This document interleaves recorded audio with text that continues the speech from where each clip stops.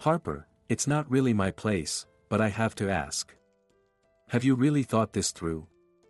The elderly gynecologist gazed intently at the slender girl sitting in front of her.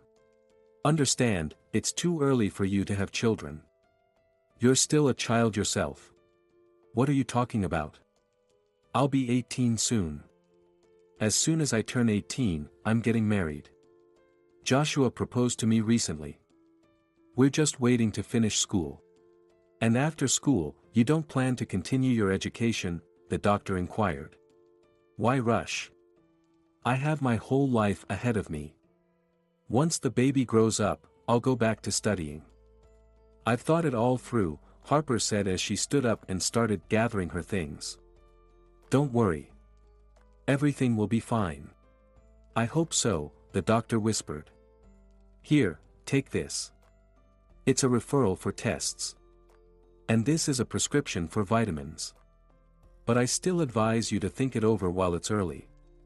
Later, it will be too late to change anything. Harper pretended not to hear the last part, thanked the doctor, and left the office. She dialed Joshua's number, eager to share the exciting news with him. But he didn't answer. She was sure the news would make him happy. They had been dating for almost a year, and he had recently asked her to marry him. He had said, "Once you finish school, we'll get married and live happily together. Don't worry, my parents are okay with it." That night, everything happened. And a while later, Harper felt unwell during class. She had to leave. After lunch, her friend Joyce came over. Seeing Harper so pale, she immediately understood what was going on. "Are you pregnant?" Joyce asked. "I don't know," Harper replied, "but I've been feeling like this for several days now." "Does Joshua know?" "Not yet, but I don't think it will be a problem. We were planning to get married after school anyway." Sure, we didn't plan on becoming parents so soon, but it happened. However, Joyce did not share her friend's confidence. Unlike Harper, she wasn't blinded by love for Joshua and had seen him flirt with other girls numerous times. Joshua was a desirable catch, and combined with his good looks, it was no surprise that girls would compete fiercely for his attention. But Harper knew nothing about this. Suddenly, Harper's grandmother walked into the room. "Hi, Harper," she said. "Harper, what's wrong? Did you eat something bad?" Harper didn't respond to her grandmother and just gave Joyce a pleading look, begging her to keep everything a secret, but it was in vain. "Frances, she's pregnant. You're going to be a great-grandmother soon." "Grandma, it's not certain yet," Harper tried to explain. "I'm going to the doctor tomorrow, and then I'll know for sure." The elderly woman sat down in a chair opposite her granddaughter and, looking at her, said, "Who is he? Is it that scoundrel Joshua?" "Grandma, he's not a scoundrel. We're getting married as soon as I finish school. He proposed to me, so he's my fiancé." "You're a fool, Harper," Frances whispered. "Just like your mother." The woman got up from the chair and left the room. She poured herself some tea, sat by the window, and quietly said to herself, "You're an old fool. Couldn't protect your daughter, and now you're losing your granddaughter." Harper had grown up as an obedient girl, unlike her mother. She started dating boys at 15 and gave birth to Harper at 16. She left the baby with Frances and continued her reckless lifestyle, changing partners frequently. The only thing that consoled Frances was that her daughter never had more children. 5 years later, she was gone. She got involved with a pathologically jealous guy who, in a fit of jealousy over his friend, hit her. She fell and never got up. After burying her daughter, Frances put all her effort into raising her granddaughter. Harper made her proud with her good grades and well-behaved demeanor. But then Joshua came along, charming her naive granddaughter, and now she was pregnant by him. Frances didn't trust his intentions. He took after his father, Billy, who had been an arrogant and insolent. As Harper walked home from the doctor's office, her mood worsened with each passing minute. She had tried calling Joshua about 20 times, but there was no answer. Suddenly, someone called out to her. Turning around, Harper saw old Betty. "Hello, Harper. Why so sad?" "Can't find Joshua," the old lady squinted. "Do you know where he is?" Harper asked. "Of course. He went to the cafe with Natalie." "I was surprised, thought maybe you two had a fight." "With Natalie?" She rushed toward the cafe. Inside the dimly lit room, music blared, and the smell of alcohol filled the air. A few girls were dancing in the middle of the room. In the far corner sat a lively group, with Joshua at the center. Natalie was sitting on his lap, kissing him. Harper, unable to believe her eyes, approached the table, but no one paid her any attention. "Joshua, what's going on?" The whole group turned to look at her, but Natalie didn't budge. She continued to sit on his lap, eyeing Harper with a smug grin. "What do you want, Harper?" Joshua asked. "I'm asking, what's happening here?" Harper repeated. "We're having fun," he replied. "Why are you here?" "I was looking for you." "I wanted to share some good news," Harper said. "I'm pregnant, Joshua." "So? What's that got to do with me?" he asked with a smile. "What? You're the father." "You promised to marry me," she cried. "Promising doesn't mean marrying," Joshua laughed. "You'd have to be a real fool to think a guy like me would marry a fool like you. I just wanted to sleep with you. And you fell for it. Now go away. Stop bothering us." "But what am I supposed to do?" she asked. "That's your problem," Joshua said. "Don't you dare bother me with this. I'll tell my father, and you'll regret it." Overwhelmed with shame and despair, Harper didn't know what to do. She fled the club, choking on her tears. "Harper! Harper!" Old Betty tried to stop her, but it was in vain. So, she headed to Harper's house, hoping to find her grandmother there. "Francis!" Your Harper ran toward the river in tears, something terrible might happen. Betty shouted as she burst through the door. "Oh my God!" Francis ran out of the house and headed towards the river. Harper stood on the bridge, nervously tugging at the edge of her sweater.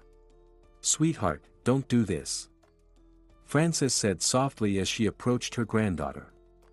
"I can't live without you, Harper." "Grandma, he called me a fool and said he just lied to sleep with me. I don't want to live anymore. How can I walk around with such shame? God will punish him. He will pay for what he's done." "Come here," Francis said, moving closer to Harper. "You're not just ending your life, you're ending an innocent one too. Who needs this child? It will be mocked its whole life, called illegitimate. We'll leave, Harper. We'll go away and tell no one.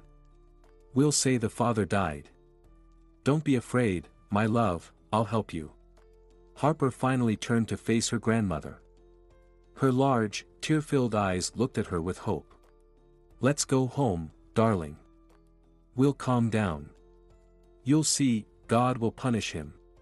A week had passed. Harper hadn't left the house. Thanks to Natalie, the whole town knew how Joshua had humiliated her. Frances' heart broke as she watched her granddaughter. Harper didn't eat, only cried. "Stop it, sweetheart. As soon as you finish your exams, we'll sell the house and leave.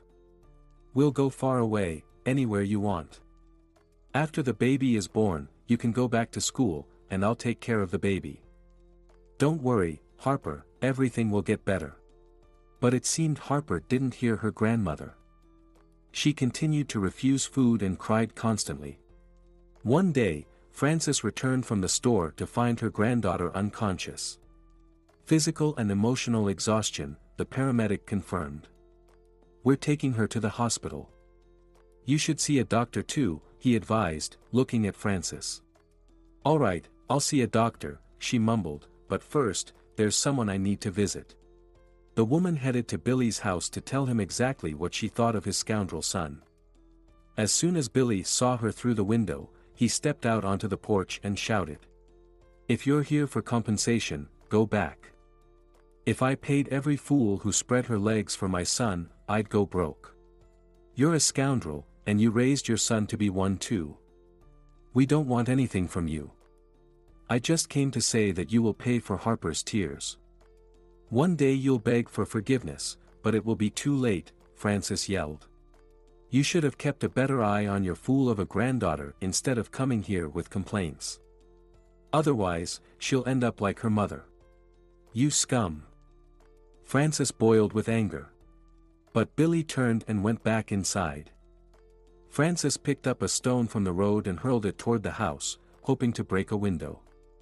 She missed, then walked back home. She reached her house, sat on the porch, and didn't get up again. Francis. What are you doing sitting here?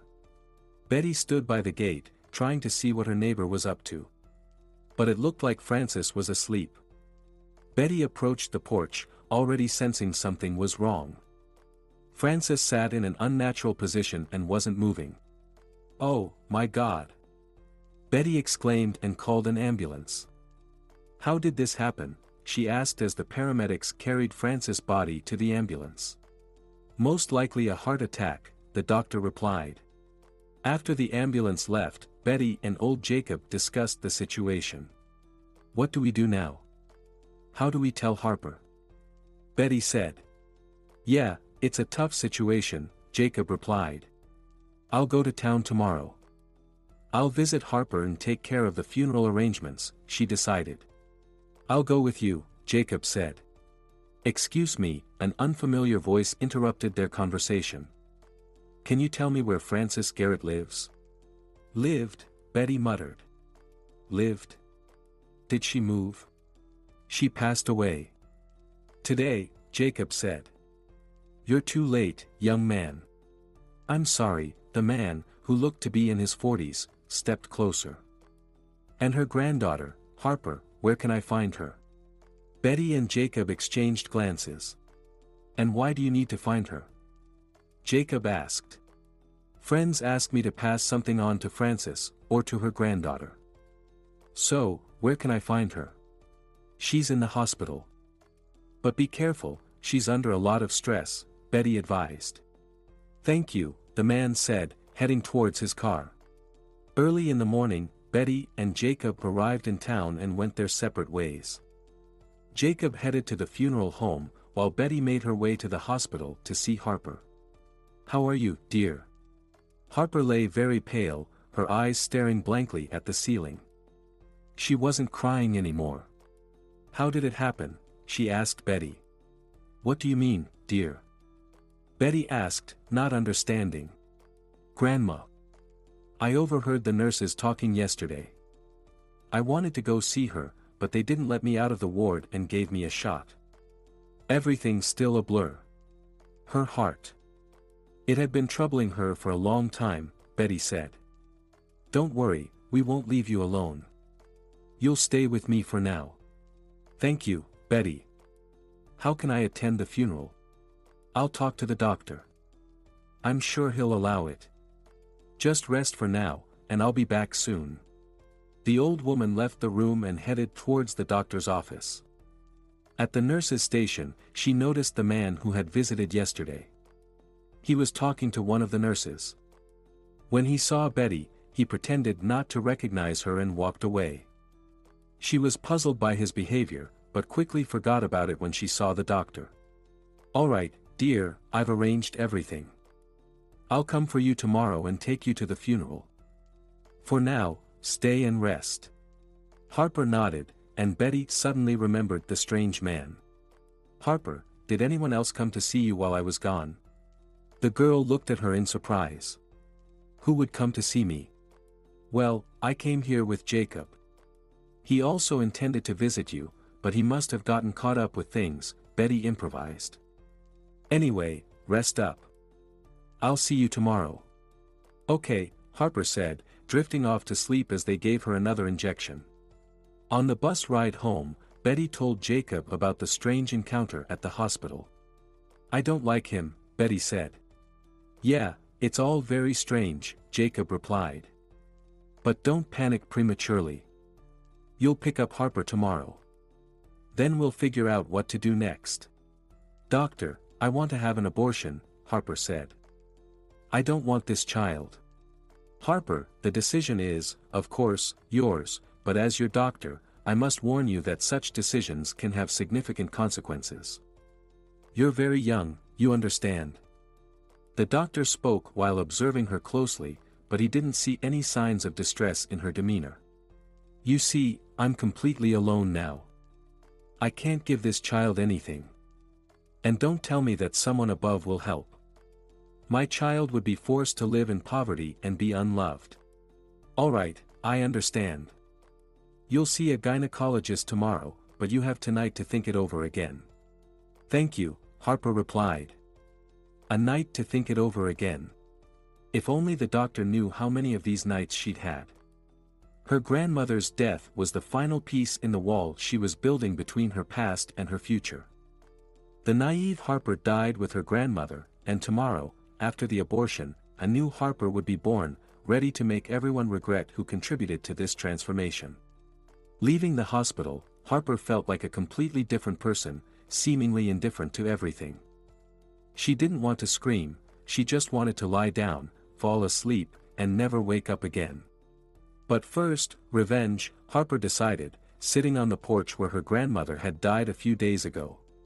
She was about to go inside when someone called her name. Harper. She turned around to see an unfamiliar man. He was tall, middle-aged, and well-dressed. Harper looked at him warily. Hello, Harper, he said, approaching the porch. Who are you, and what do you want? Harper asked. I'm your father, the man said. Wonderful. Harper sneered. You're probably on your deathbed and decided to leave me all your millions. Don't expect me to thank you. And honestly, I'm very tired. I don't have time for you. So goodbye, and don't bother me with such nonsense again. She turned to leave. I understand how you feel, the man said. But please, let me explain everything. I'm not sick, I'm in excellent health. I only recently found out about you. Please listen to me, and you will understand. What if I don't want to listen? Then I will have to sit on this porch until you agree to talk to me. Harper sighed and said, all right, go ahead, and she sat down on the porch. I have a proposition, the stranger smiled. Let's go have lunch, and I'll tell you everything. Harper nodded in agreement. At the cafe, after ordering food, the man didn't waste any time and asked. Can I start? The girl nodded and leaned back in her chair, feigning interest. My name is Stan, he began. A little over 18 years ago, I came to your village on business. I was married at the time, but your mother drove me crazy. When I got back home, I wanted to divorce my wife and marry your mother. I didn't know she was pregnant. Then, out of nowhere, my wife told me she was pregnant, and I couldn't leave my future child without a father. I had to give up my dream of being with the woman I loved. Later, there was a miscarriage, but as it turned out, the pregnancy was a lie from the beginning. But back then, I didn't know any of this. She suffered a lot and begged me to stay with her. Out of pity, I did. 6 years went by, and I decided to visit your village again. Frances told me your mother was gone and chased me away. She never mentioned I had a daughter. I saw no reason to divorce my wife anymore, so I stayed with her. A few months ago, my wife was diagnosed with cancer. On her deathbed, she confessed that 18 years ago, while I was in the bathroom, your grandmother called. My wife pretended to be a maid. Frances believed her and asked her to tell me that your mother was pregnant. Naturally, my wife didn't pass on the message, and that's when she made up her own pregnancy story. After my wife passed away, I came here. I'm sorry, but your mother didn't have the best reputation. I had to be sure you were my child. So I bribed some medical staff while you were in the hospital to get a DNA sample. Once it was confirmed, I came to see you. I know what you've been through. Let me help you. Harper sat in silence, processing what she had just heard. Part of her wanted to tell the man in front of her to go away, to insist she could handle everything on her own, and add him to her list of people to get revenge on. But on the other hand, her father had shown up just in time. His money and connections could make things easier. Stan seemed to read her mind. "I have a feeling you want to get back at those who wronged you," he said with a smile. "But think about it, what can you do right now? You have no money, no connections, no loyal friends, and not even a solid plan. So, I propose you come with me now, get your thoughts and feelings in order, sort out your life, and devise a proper plan for revenge. Trust me, revenge is a dish best served cold." "Maybe you're right," Harper agreed. "Excuse me, can you tell me where I can find a hotel around here?" A young, beautiful woman stood before the taxi drivers. She had just gotten off a bus that had arrived in the village. She carried a suitcase in one hand and a backpack on her shoulders. "A hotel in this dump?" one of the taxi drivers scoffed. His dirty shirt, worn-out pants, and old cap suggested he had never ventured beyond this village. "Well, Jack, you always said you'd leave this dump as soon as you finished school," thought Harper, observing the man. The unkempt man who had answered was her former classmate, who had always looked down on her during their school years. Maybe someone rents out a room. Harper needed a place to stay. "Noah, you've got a big house. Why don't you put her up?" Jack called out to one of the taxi drivers sitting in car. The men laughed. Harper scrutinized Noah. She didn't know him. Maybe he had moved here while she was away. But who in their right mind would come to this dump where there was no work or prospects? Noah got out of his car and walked over to her. He was of average height, with broad shoulders and muscular arms. "Well, if the lady is willing to pay for her stay and behave herself, we can give it a try," he said. Harper looked him straight in the eye. "Of course. I was brought up well and know how to behave in someone else's home. You don't need to worry about my conduct." Noah's house was indeed large. 2 stories with a huge terrace that had 2 doors leading from it. Noah headed to one of the doors. "This is where I'll put you.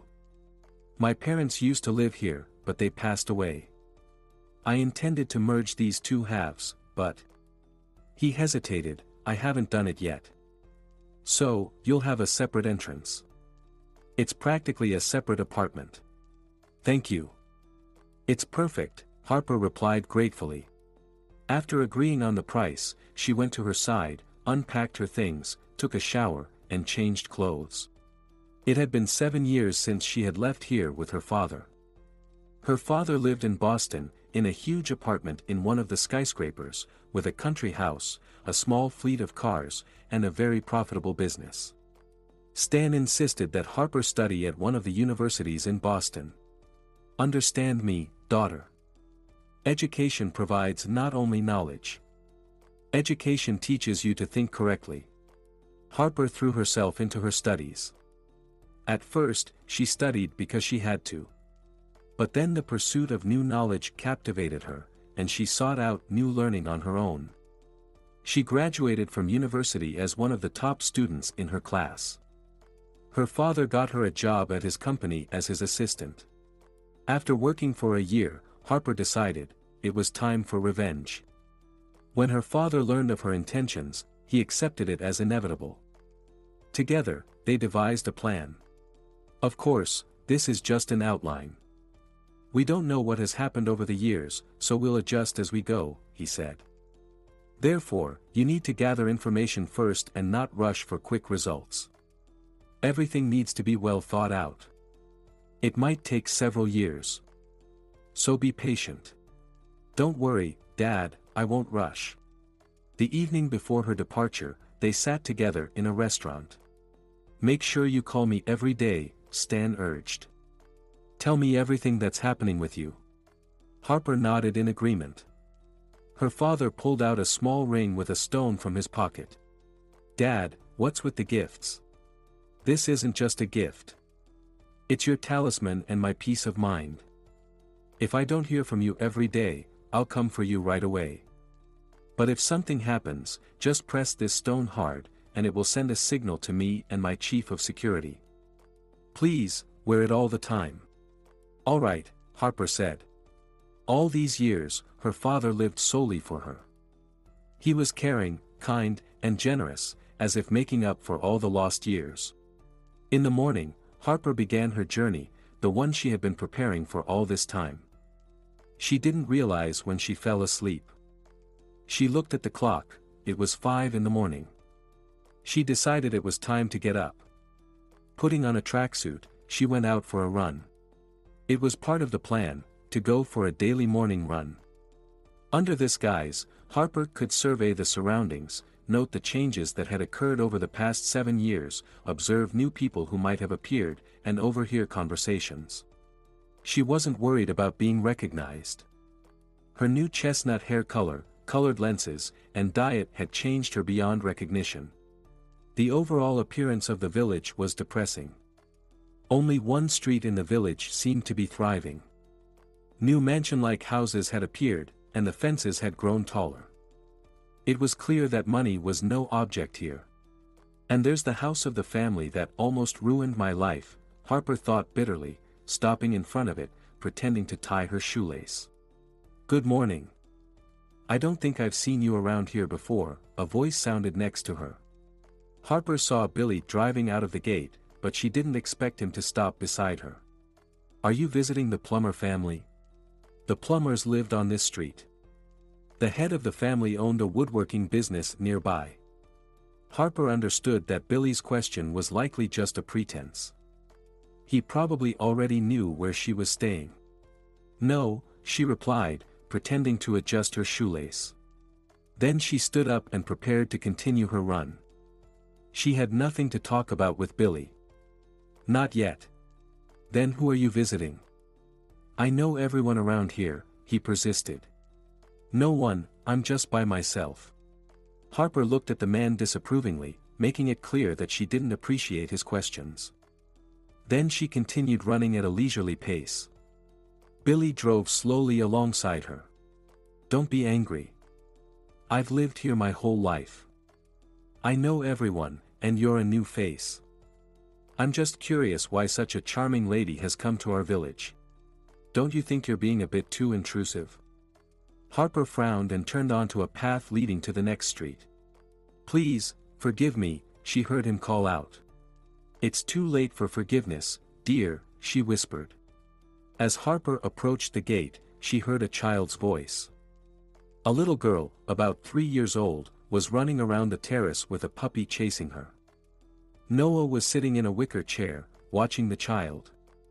When he saw Harper, he greeted her with a frown. I was afraid we might wake you up.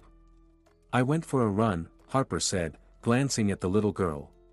Do you work out? Noah asked. No, I just run. It helps me think, wake up, and stay in shape, of course. That's commendable. Would you like some coffee? Noah offered. I'd love some, Harper replied eagerly. If she befriended this family, it would be easier to gather information. Noah picked up the child and went inside the house, and Harper followed. A small hallway led into a large kitchen. A kettle was whistling on the stove. Noah hurried to turn it off, and toys were scattered everywhere. Sorry for the mess, he apologized, come on in. On the table were already a plate of sandwiches, a basket of muffins, and cups of coffee. Sorry for being nosy, but where is your wife? Harper asked. She passed away. Oh, I'm sorry, I didn't know. Noah didn't respond.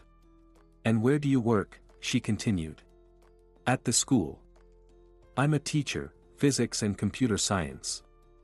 We moved here 4 years ago. First, my wife's parents, and then us. The city's air was too harsh for Ashley, my wife. So, we moved here. I thought you were a taxi driver, Harper said. I was just helping out. Anyway, tell me about yourself. What brings you here? The company I work for won a bid to open production facilities in several villages like this one. I'm here as a specialist to determine what kind of production would be most profitable here. This story was something she and her father had concocted to explain her presence if anyone asked. Harper, I'm sorry, but we have to go. Noah stood up. I need to take Christy to daycare. Of course, Harper stood up too. I'll head back to my place. Returning to her room, she changed clothes, sat down on the bed, and pondered.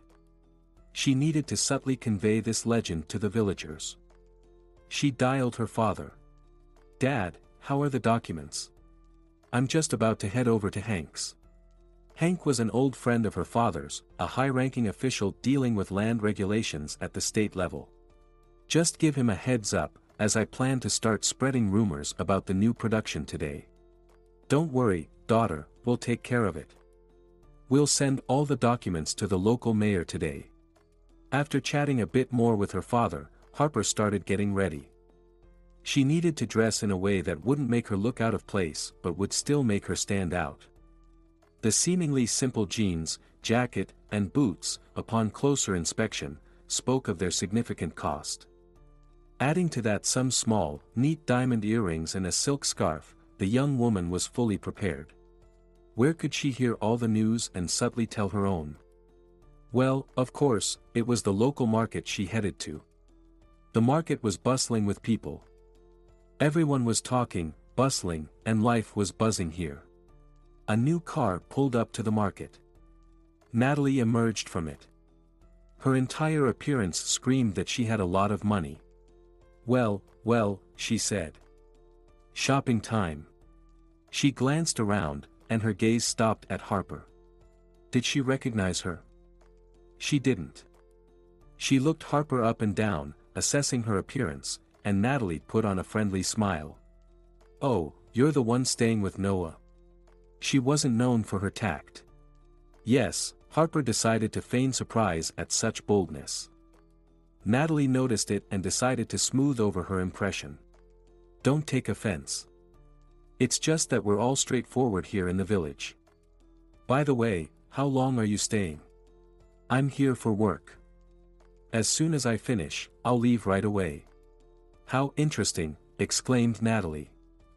And forgive me for being curious, but what kind of work brought you here? The company I work for won a bid to build a production facility in your village. My task is to determine what kind of production is possible here, find a suitable location, and start construction. Do you already have all the documents ready? I'm somewhat acquainted with our mayor. He didn't mention anything like this. If everything wasn't ready, I wouldn't have come here. And as for your mayor not knowing, well, perhaps he simply hasn't been informed yet. I think he'll be notified tomorrow. Harper intentionally said the last sentence loudly. The locals needed to hear it, to understand that she had significant capabilities and influential leadership, for whom the local mayor was not an authority. Some women overheard her, and not hiding their satisfaction, they looked at Natalie. Oh, but I have everything, suddenly exclaimed Natalie. Why did I even come here? She headed back to her car, turned around, and said to Harper. Well, welcome to our little hole. It's all kind of strange, the mayor twirled a glass of whiskey in his hands. Why did our government suddenly decide to do such a charity? The opening of a company in the wilderness. Most likely, someone wants to launder money. Billy also turned his glass over in his hands. It wouldn't hurt for us to join in. Maybe there will be an extra $1 million in your pocket. Everything has been distributed for a long time. You see, the papers haven't even arrived yet, but the specialist has already arrived. There are enough people who want to grab a bigger piece without us. We need to ingratiate ourselves with a specialist. Billy smiled. I saw her, a young girl. If there was something serious, they would have sent a serious person. And here, most likely, for a distraction. They'll build something simple. The money will be washed, they will report to the authorities, and that's it.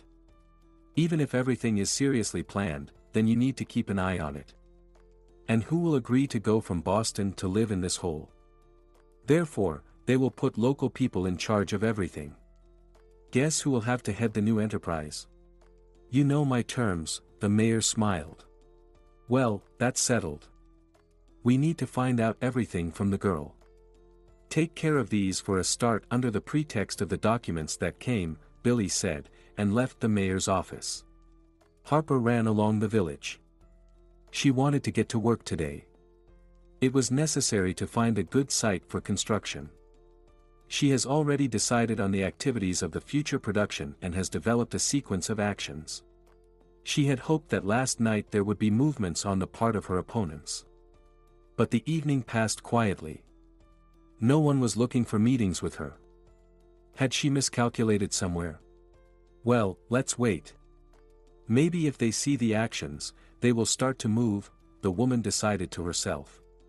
That's why, waking up early under the guise of jogging, she headed along the outskirts of the village. The sound of an approaching car was heard from behind. Harper, continuing to jog, pretended that she was not interested in her at all. Good morning, cutie. A well-fed man in his 50s in a cashmere coat, under which a three-piece suit was visible, was looking at her from the car window. Are you the specialist who came from our high-ranking leadership to modernize our village? Even if it's me, it's not the right time to have business conversations, Harper said. Of course, I understand everything. I would just like to invite you to my office to discuss some nuances. And who are you? Harper stopped, looking at the man. She knew who he was. But it was necessary to support the legend that she was here for the first time. Colin Epper, the local mayor, the fat man smiled. So why should I come to you, Colin? Harper continued running. The car slowly moved after her. Well, as far as I know from the documents, you are in charge of the development of future production. I could help you with information, provide some information about the area and the people. Okay, I'll come in, Harper said, and turned toward the houses. I'll be waiting for you, she heard behind her. It's certainly not what I wanted, but it's even better, Harper thought. The morning turned out to be fruitful. She picked a great place to build and made sure her bait started working. Harper, would you like some coffee? Noah told her. Like yesterday, he was sitting in an armchair and waiting for Christy to play with the puppy. Thank you. I'm just going to take a shower. Harper came into the kitchen when Noah was pouring her coffee and milk for Christy. You've made a splash here, he said, everyone's talking about you. What is the new program to support the village? I don't really know, Harper evaded the question, what they told me, I do. And tell me, Noah, what professions prevail among the local population? Ordinary, mostly workers. Everyone knows how to do a little bit of everything. Will you be recruiting locals for work? Of course. And if there is not enough, we will attract from the nearest settlements.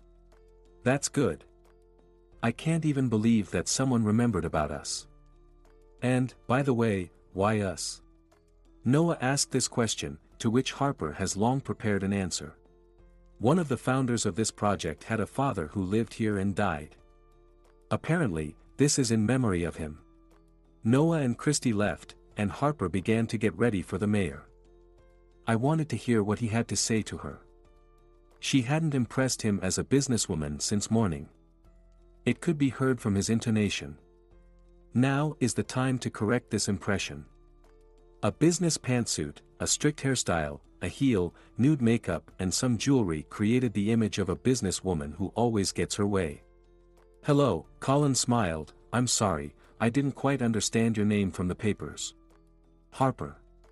Harper decided not to hide her name. She sat down in the chair opposite the mayor. Tea, coffee, he asked. No, thanks. Let's get right to the point. What questions do you have about our documents? So practically none. I looked at the estimated costs. Judging by them, you are planning to build a small production facility. Why? Smiled Harper, if you had paid attention to the project plan, you would have noticed that the production is planned to be huge, we even plan to enter international markets. By the way, this project is not final. I have already decided on the direction, so I will provide the final version in a couple of days. But I already know from my calculations that the end result will be more expensive. But you have an amount that does not correspond to your plans, the mayor said in surprise. You will not have enough for the entire project. This program allows the use of sponsorship. We will look for investors. Or rather, we have already found it. As soon as I submit the final draft, we will start negotiations. It seemed to Harper that even through the table she could see the mayor rubbing his sweaty hands in anticipation of profit. Colin talked a little more about how glad he was that such a program had reached their village, and began to say goodbye. Thank you, Harper. I hope I will be one of the first to learn about the final decision on your project. Goodbye, Colin. To her surprise, she found Noah at home. Why aren't you at work? Has something happened? She asked. I have a day off from school today. I usually do chores on this day. Noah laughed, and Harper noticed the dimples in his cheeks and the twinkle in his eyes. I'll help you. I don't have anything to do anyway, Harper said. Oh, come on, he replied. Objections are not accepted, especially since I need to distract myself from mental activity. Okay. Dinner's on me. Noah left to load the washing machine and tidy up, and Harper took over cooking and cleaning the kitchen. She had loved to cook since childhood. Harper prepared the meat and vegetables for dinner and kneaded the dough for homemade muffins. Meanwhile, Colin rang Billy to invite him to his office. Well, what have we got? Billy asked as soon as he entered the office. Everything is serious. The production is going to be big and profitable. The lady hinted to me that there is even access to foreign markets. Do you understand what that means for us? The mayor rubbed his palms together. I see, Billy scratched his chin thoughtfully. For one thing, I won't have any workers. I think all our locals will rush to work for a good wage. In that case, we desperately need our own person, the mayor said. Come on, think. You will be communicating with this woman. We need to get her used to our way of doing things. I've got an idea, Colin said. According to the documents, there is not enough money allocated for such construction. But in the same place the documents say that it is not forbidden to seek sponsorship. Harper has indicated that they have sponsors. But still. So you're suggesting that we move those sponsors? Billy guessed. Well, yes, in exchange for a stake in the future. That's not a bad option. You just have to know how much money they need. Noah went to pick up Christy from the daycare, while Harper headed back to her room to rest and change for dinner. After taking a shower, she lay down on the bed and drifted off to sleep. She was awakened by a quiet knock on the door. Throwing on a robe, she opened it. Harper, we're waiting for you, Noah said, looking at her with surprise. Oh, sorry, I lay down to rest and accidentally fell asleep. I'll be right out. Noah met her at the door and helped her to her seat at the table. Christy was already sitting and eating. Just like a restaurant, Harper smiled. Noah smiled proudly. He had indeed tried to impress her with the table setting. After plating the food and pouring wine into their glasses, Noah made a toast. Cheers, he raised his glass. Cheers. Harper echoed. The evening was wonderful. They ate and chatted, and Harper felt like she had known Noah her entire life. After dessert, he went to put his daughter to bed, and Harper stepped out onto the terrace. She wanted to think through her next steps, but her thoughts kept drifting back to the evening and to Noah. Natalie, you need to make friends with this Harper. You two are about the same age. Billy sat at the head of the table during the family dinner. Billy and I noticed she jogs in the mornings. You should take up sports too, he added. Why? I have a good figure, Natalie whined. For the greater good, silly, snapped Joshua, her husband. There's a lot of money at stake. She annoyed him so much. When his father insisted he marry the daughter of a local entrepreneur, Joshua saw it as a game. Natalie was just like him, always thinking about parties and pleasures. After the wedding and honeymoon, Joshua continued living his old life. The only changes were his new home, a gift from his father-in-law, and Natalie's constant presence. But that was only Joshua's perspective. Natalie took it all seriously and started playing the role of a proper wife. She forbade him from meeting friends, hosting parties, or being out without her permission. Joshua just laughed and ignored her complaints, believing he was free to do whatever he wanted. One night, when Joshua was at a club with some girls, an enraged Natalie stormed in, yelling and pulling one of the girls off his lap. Joshua lost his temper and hit his wife. "Who do you think you are to boss me around? Wife? Then go home and take care of the house," he shouted, pushing her out of the club. That evening, he brought a girl home and had a wild night. He woke up to a bucket of ice water being poured on him. Opening his eyes, he saw his furious father, his father-in-law, and his wife. The girl was nowhere to be seen. "I escorted her out," Billy said, his tone ominous.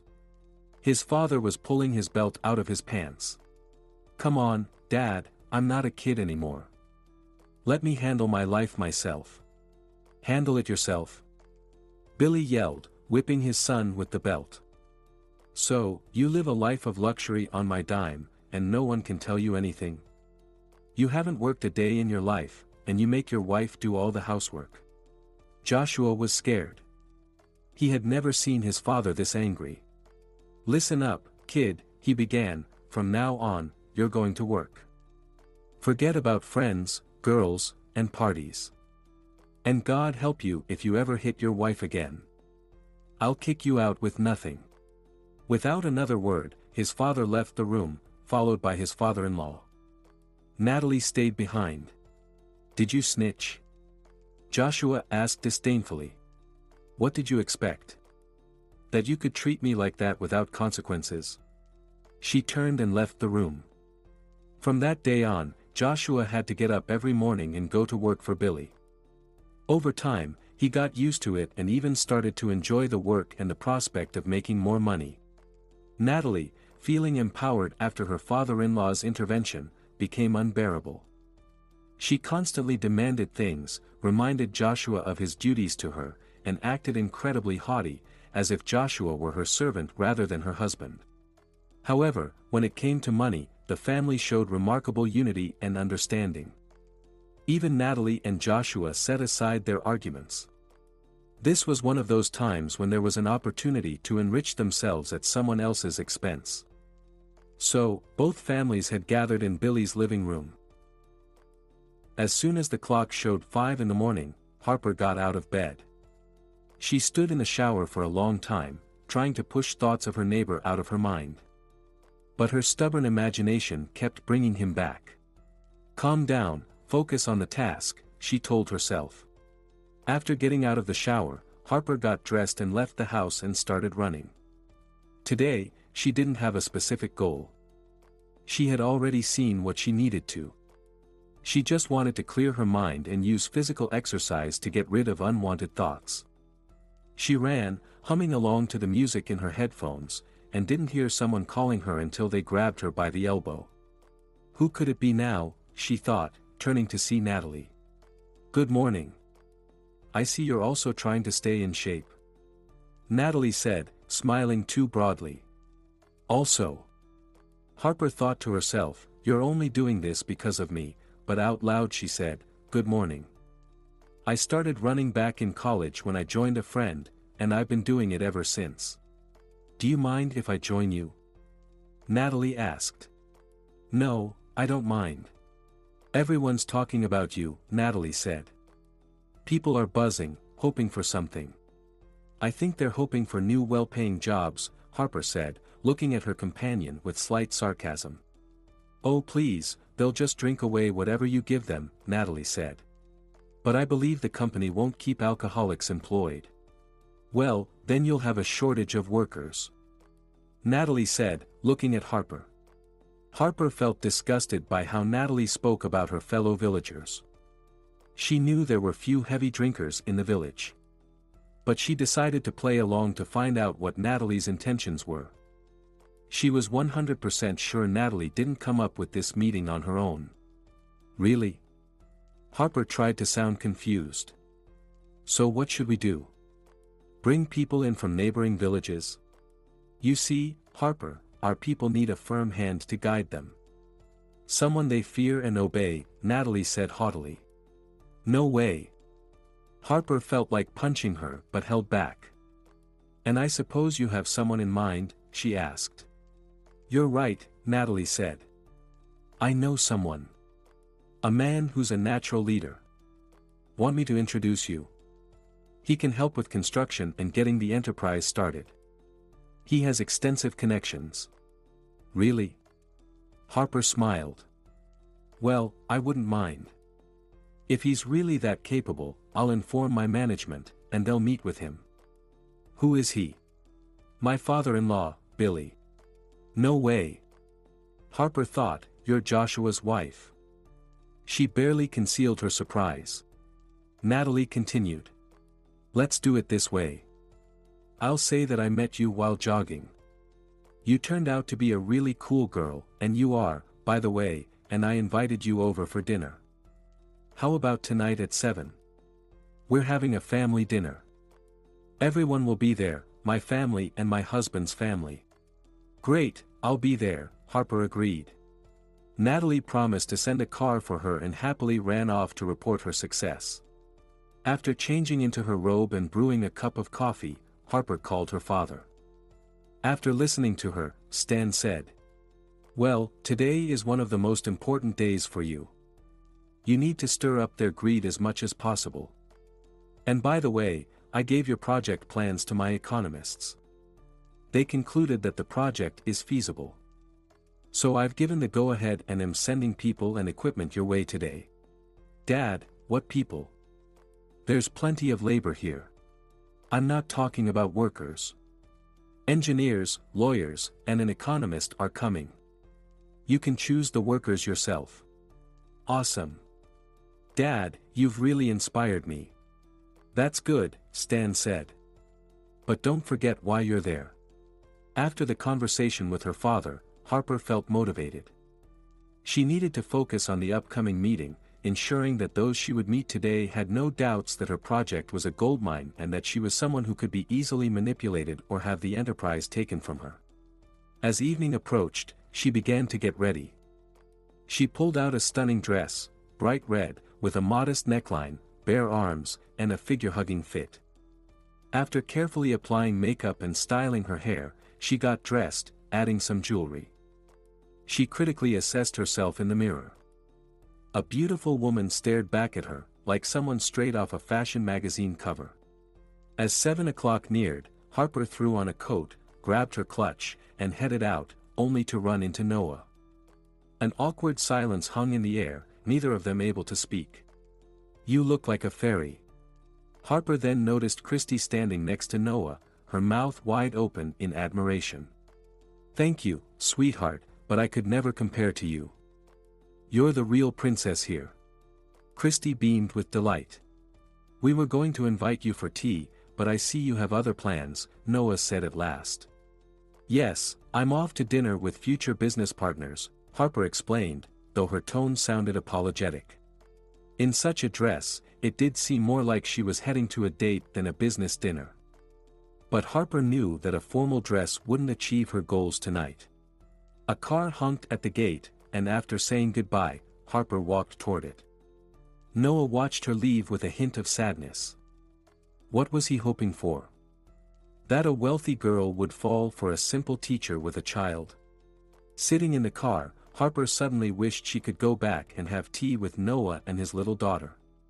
Business first, she told herself firmly, pushing all thoughts of Noah out of her mind.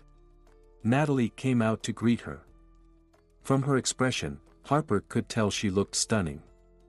Natalie barely managed to hide her anger and envy behind a welcoming smile. Here's Harper. Natalie exclaimed, overly cheerful. The men of the family approached Harper, their faces showing a mix of admiration and barely concealed desire. Good evening.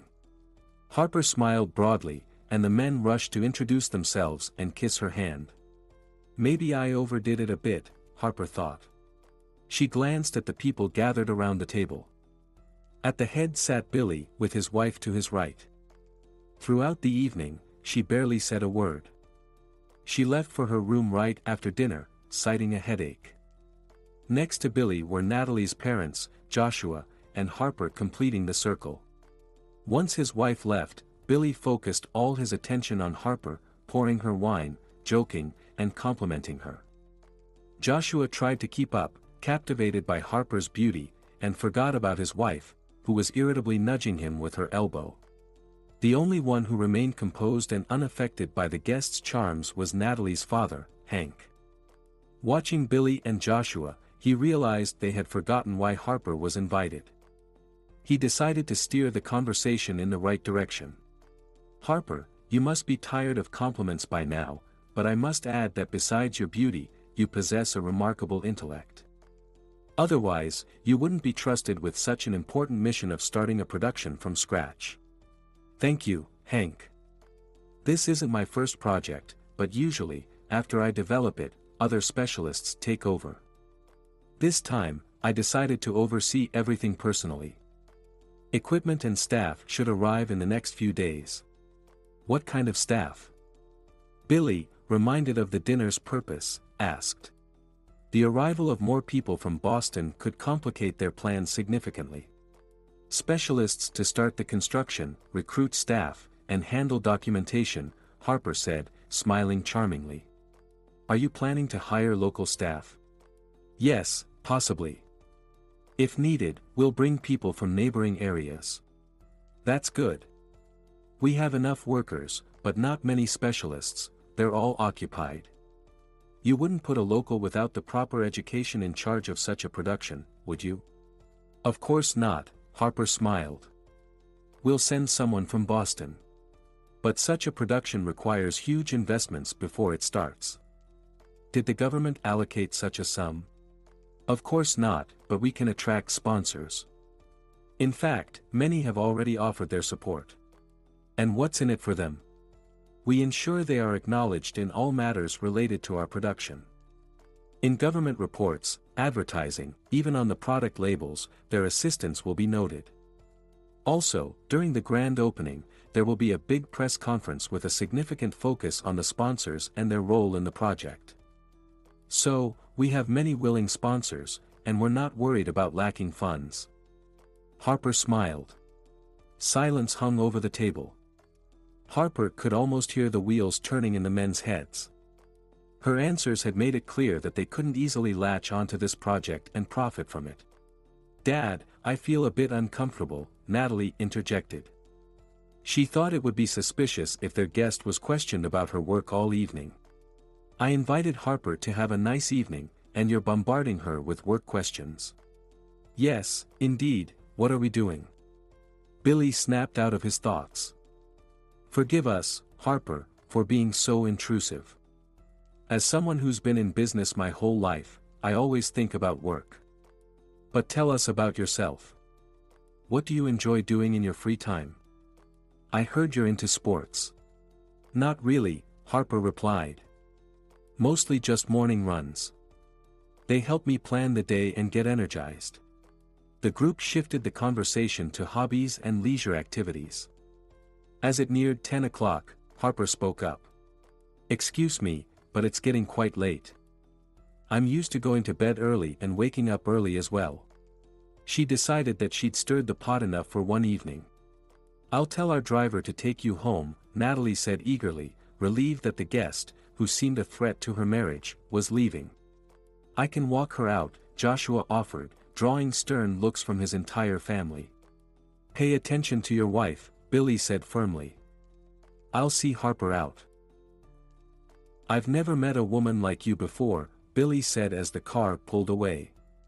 "You've captivated me both in mind and heart." "That's a bit much," Harper thought, but she said, "You flatter me." "Not at all," Billy countered. Harper looked at him in surprise. If she hadn't known him before, she might have thought he was in love.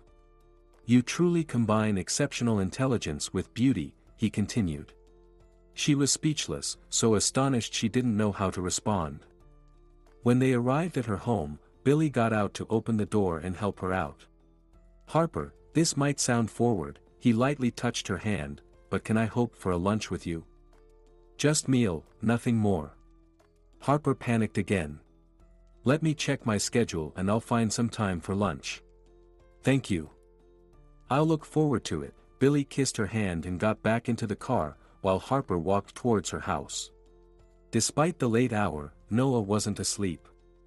He sat on the terrace in a wicker chair, sipping a beer and occasionally checking his phone. "Can't sleep." "Waiting for the match," Noah replied. "I'm a football fan, but too noisy. So, I come out here every time to avoid waking Christy." "Seriously?" "Me too. Do you have any more beer?" "If you don't mind, I'll join you." "Yeah, sure," Noah grinned cheerfully. "I'll just change." After showering and changing, she dashed out to the terrace. Noah brought another chair and a few bottles of beer, poured some nuts, and set up the phone so they could both watch the game. "So, you decided to get to know the local elite better?" Noah asked casually. But Harper sensed his discomfort. "More like they decided to get to know me," she replied. "And what are your impressions?" Noah looked her straight in the eyes. "Nothing I didn't expect from people who got rich not entirely through legal means," Harper answered, matching his gaze. "Strange, a few hours ago your eyes were brown," Noah remarked. "Those are contacts," Harper struggled to explain. "I've always wanted brown eyes." "I'm sorry for intruding, your eyes are beautiful as they are," Noah said, smiling warmly at her.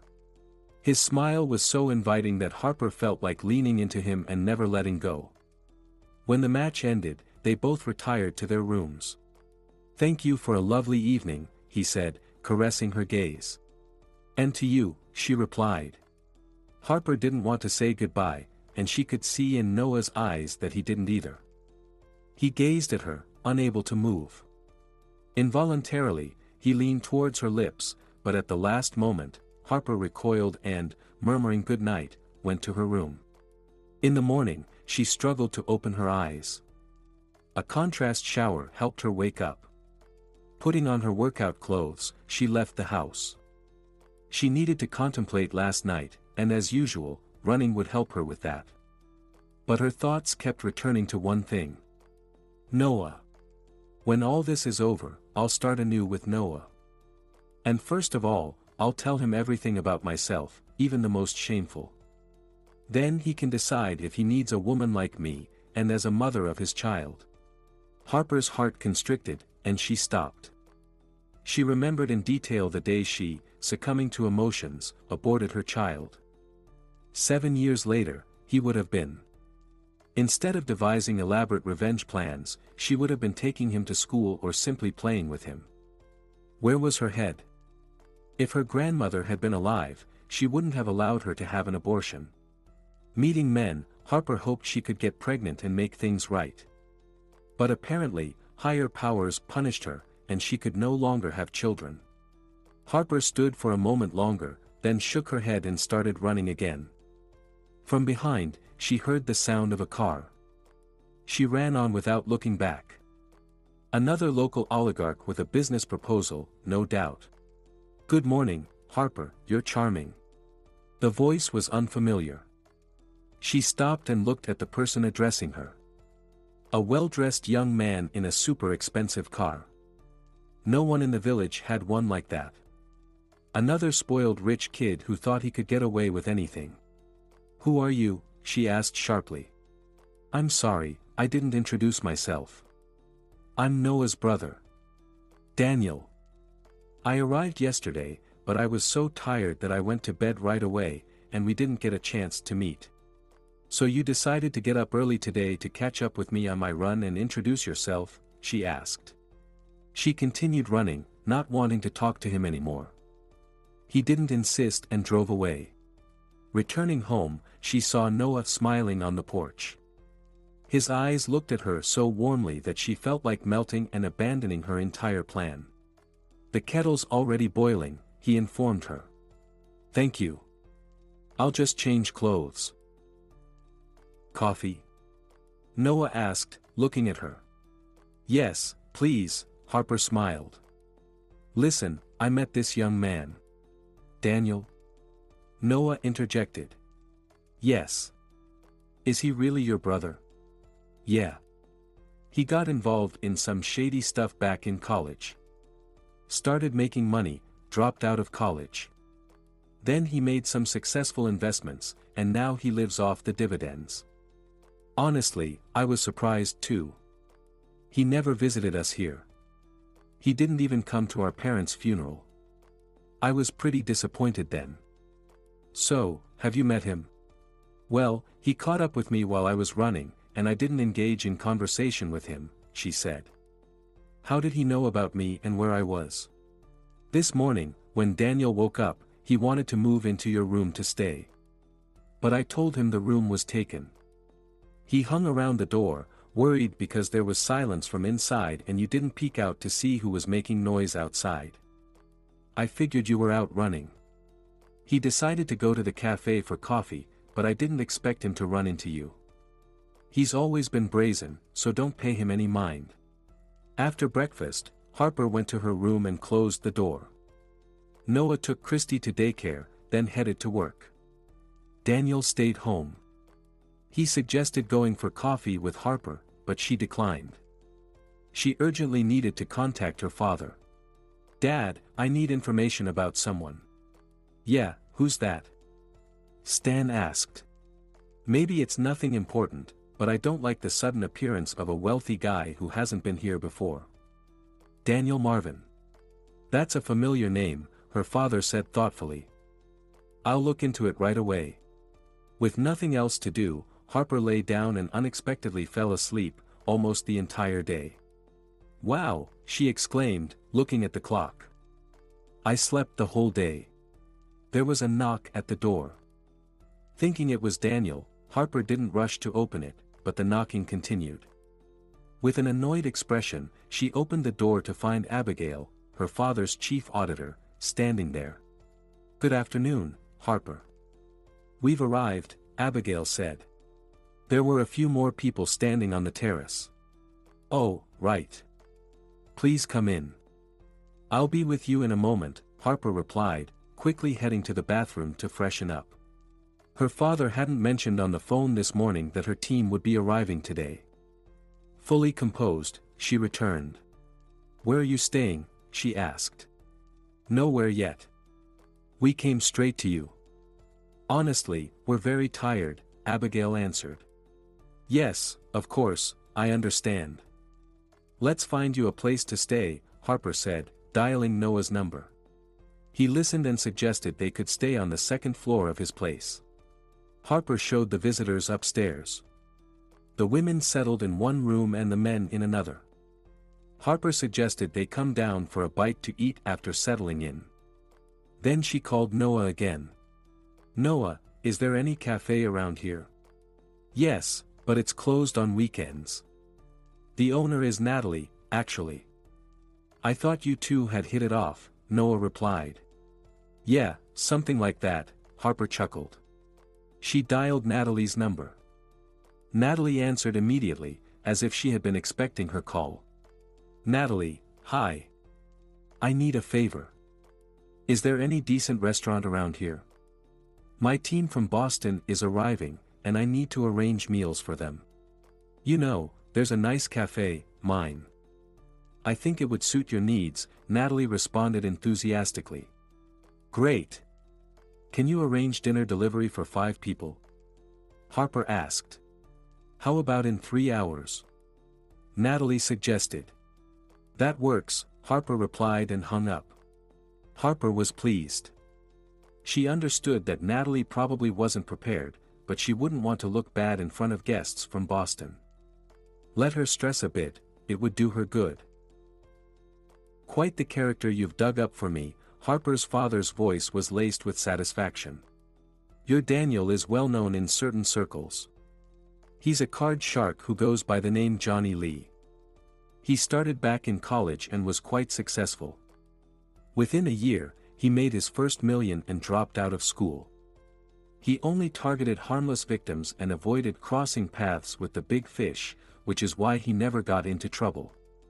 He was always careful, and if it weren't for your precise description, I'd never have guessed that Johnny wasn't his real name. A few months ago, he took a risk and swindled some very influential people. He pulled it off and vanished. Everyone thinks he's abroad and they're looking for him there.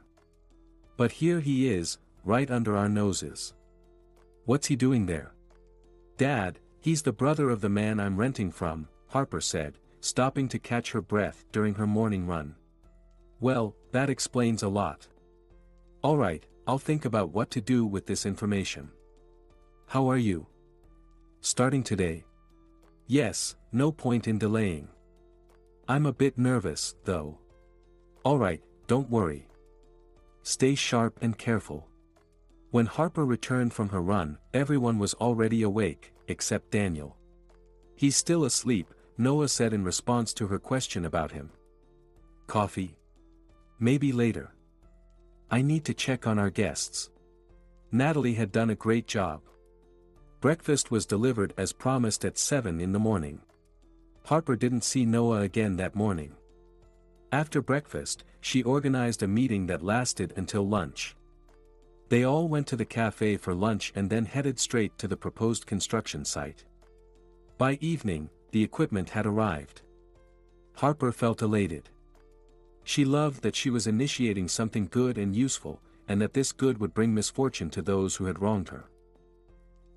Harper sat on the porch, smiling.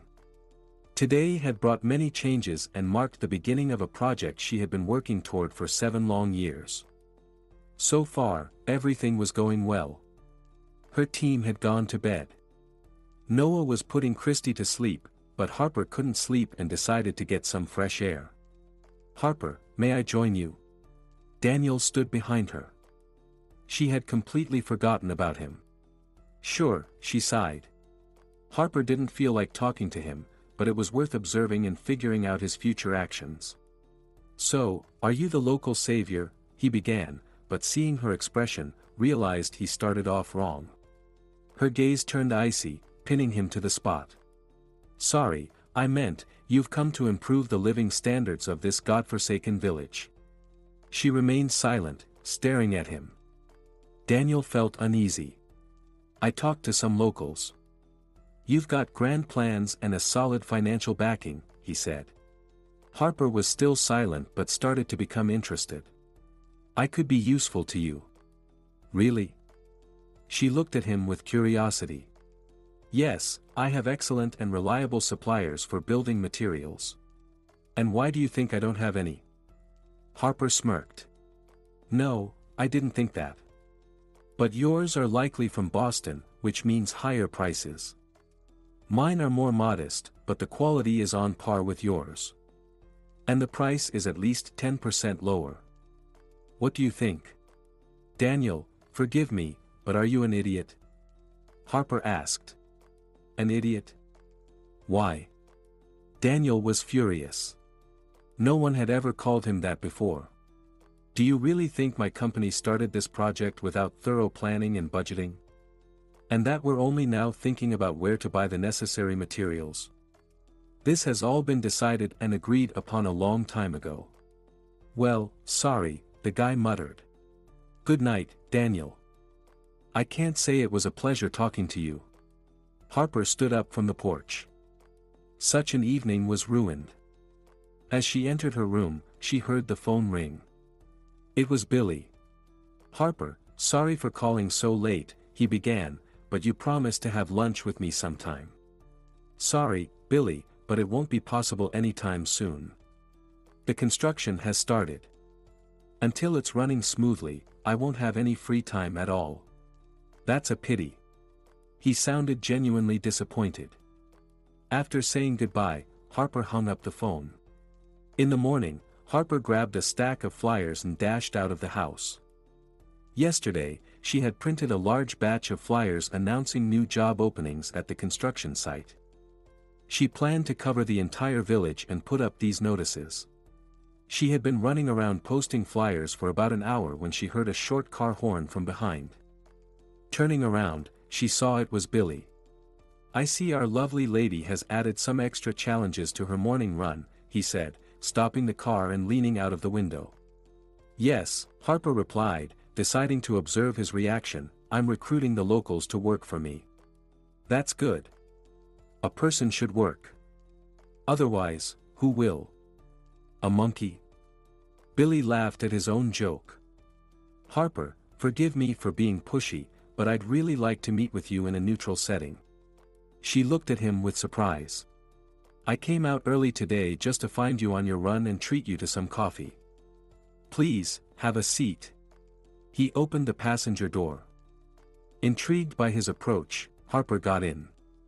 Billy leaned over to the back seat, retrieved a thermos and 2 cups, and poured coffee, handing 1 cup to Harper. This is for you, he said. So, you're trying to take our entrepreneurs' workers away? Billy asked. Well, I think a good worker won't leave a good employer, Harper replied. Yeah, Billy couldn't think of a response. Harper waited silently, watching him. Harper, my family is getting together this weekend. I'd like to invite you. I'm planning a barbecue, and I'd love for you and your colleagues to join us. Alright, I'll think about it. But now, sorry, I have to go. Without waiting for a reply, Harper got out of the car and continued her run, leaving Billy with the untouched cup of coffee. As she was nearing the house, someone called out to her again. I'm in high demand today, Harper thought with a smirk as she turned around. Harper, good morning. Colin awkwardly got out of his car. Good morning, Harper replied. I thought you and your team might need an office. I'd like to offer you a temporary office in my administration building. Really? Thank you, Harper said, genuinely appreciative. It would indeed be inconvenient to work and meet people at Noah's place. We'll come by around 9, okay? Of course, Colin said, I'll have several offices prepared for you to choose from. Good. And have your lawyers draft a lease agreement. Oh, no need for that, the mayor said, waving his hands. This is a friendly gesture, no rent required. Work there as long as you need. Great, thank you. See you then. Coffee? Noah greeted her on the terrace as usual. Your colleagues are already up. Yes, Noah, thank you. I'll be right there. I could really use some coffee. She quickly ran to her room and changed into a business suit. Before heading to Noah, Harper went upstairs. Her colleagues were gathered around a large table in one of the rooms they used for meetings, having breakfast. Natalie was reliable and always delivered food on time. Harper, where do we start? One of her colleagues asked. Well, Mayor Colin has generously and freely offered us several offices in the administration building.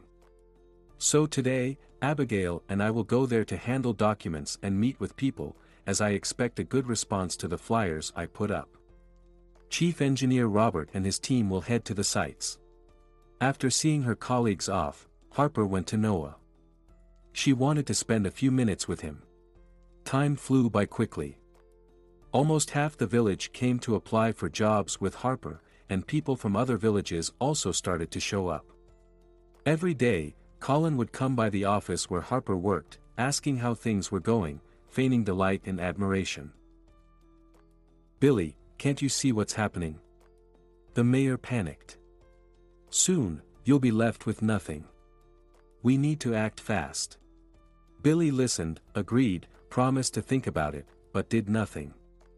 He was afraid to admit, even to himself, that he thought of Harper not as a threat to his well-being but as a woman, so desirable and unattainable. The last time he felt this way was 20 years ago, and it ended badly. Since then, he had forbidden himself from getting involved with women. But Harper had managed to melt his heart. He no longer wanted to take away her project or profit from it. He wanted to develop it together with her, as partners. He decided to take his own path. Harper was walking towards the house. Over the weekend, Billy had invited her and her colleagues to a barbecue. She needed to make a decision about it. On one hand, she wanted to spend the weekend with Noah. They could have a picnic in the garden. On the other hand, at the barbecue, Billy and his team would likely take decisive action, and she didn't want to delay dealing with that. "Hi, my fairy." Lost in thought, Harper didn't notice Noah and Christy catching up to her. "We bought something. Will you join us for a picnic?" "Of course, dear." It didn't immediately dawn on Harper that she had agreed, thus disrupting all her plans for tomorrow. "Great," Noah said, delighted. "I'll figure it out later," she thought. Taking Christy's hand, they ran to the house. Daniel was waiting for them on the porch. Harper hadn't seen him for almost a week. When she left the house in the morning, he was still asleep, and when she returned, he was already gone. No one knew where he went or why, but he always came back drunk. Even now, there was a faint smell of alcohol on him. "Oh, hello!" Daniel exclaimed. "The savior of our dying village." "Calm down," Noah intervened. "And what about you, brother? Are you in love? Or are you tired of your poor existence and decided to become a gigolo?" Daniel was clearly quite drunk. Noah tried to grab his brother, but Harper stopped the fight. She held Noah back by his arm. "Don't stoop to his level. He's just jealous of you for living a normal life. You're loved and expected at home. You have something to live for, someone to live for. You don't have to hide from anyone. The real poor here is you, Daniel. You're poor in spirit, you're not needed by anyone. The money you earned dishonestly didn't make you happy." Daniel turned pale and whispered. "Who are you? Who do you think you are?" "You see, Noah, he's lost his mind," Harper said calmly. "I'd be afraid to leave him alone with a child." "You're right. But what should we do with him?" "Call an ambulance and have him taken to a psychiatric facility." "No need," Daniel said. "No need, I'm going to my room and won't come out until morning." "But really, who are you, Harper?" Noah looked at her, but she ignored the question. Today, they were sitting in the garden. There was a small gazebo. After sending Daniel to bed, they decided to have dinner together. Harper quickly prepared the meal. Then they went out onto the terrace, playing with Christy until she got tired and fell asleep on Harper's lap. Noah carried her to bed and returned with a bottle of wine. "Come on," he nodded to Harper and led her to the gazebo. They sat in silence, drinking wine and enjoying each other's company. Suddenly, she spoke. "I'm just an ordinary woman. A careerist. You know too much for an ordinary woman. And you've taken on too much for just a careerist." "Well, maybe I'm not that ordinary," she tried to joke. "Unordinary enough to find out who my brother is in a day. So, is he someone special?" Harper tried to remain calm. "I know he's a hustler," Noah said. "I found out by accident, overhearing a phone conversation at my wedding. I was outside the cafe for some air. He was around the corner and didn't know I was listening. I never confronted him, and he still doesn't know. I always expected he'd come to me one day with problems. His arrival now shows he's in deep trouble. And after what you said today, which made him turn pale, I know it's serious. So, who are you, Harper?" She sighed. This was the worst time to reveal everything. But Noah continued. "Your appearance has changed. It means people here knew you before. You're hiding that for a reason." He looked at her, waiting for an answer. Harper sighed again and looked him straight in the eyes. "Nothing you need to worry about. Can I trust that this stays between us? Only if you're not planning anything bad. No, I did change my appearance so I wouldn't be recognized here. If you think I have ill intentions, you're both right and wrong. I want to punish people who took almost everything from me years ago. At the expense of ordinary people? No, never. It's with the help of ordinary people that I want to get my revenge. I swear the residents and everyone who works for me will not be harmed." "I don't know why, but I believe you," Noah said. "Thank you, Noah. I promise to tell you everything once it's over. But not now, sorry. Alright, I'll wait. He poured more wine and changed the subject. It was dark, but they didn't rush home. It's time, Harper felt an urgent need to leave. Yes, Noah replied but didn't move. She looked at him, ready to stand up, when he pulled her close and kissed her. I'm scared, Harper whispered. Of what? Noah whispered back. Of myself. She pulled away. Sorry, I can't. Harper quickly went into the house. Leaning against the closed door, she exhaled heavily. Everything was so complicated. How could there be a relationship now? It was the worst time. She pushed away from the door and, turning, opened it abruptly. Noah stood there. Damn it, she muttered, and threw herself into his arms. The alarm clock rang. Harper turned it off and carefully turned her head. The man was sound asleep, his arms wrapped around her. She didn't want to leave his embrace.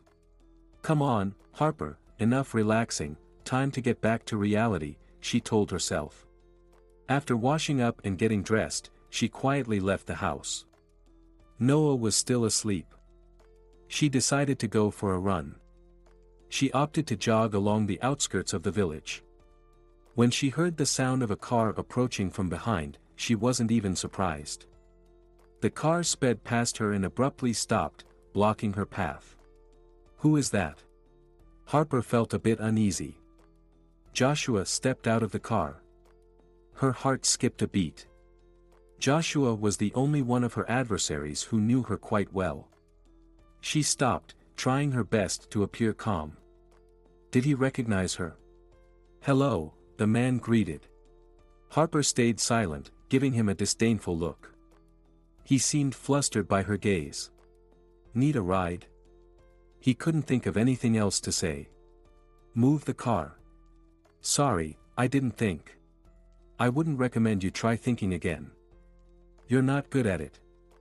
Let the adults do the thinking for you.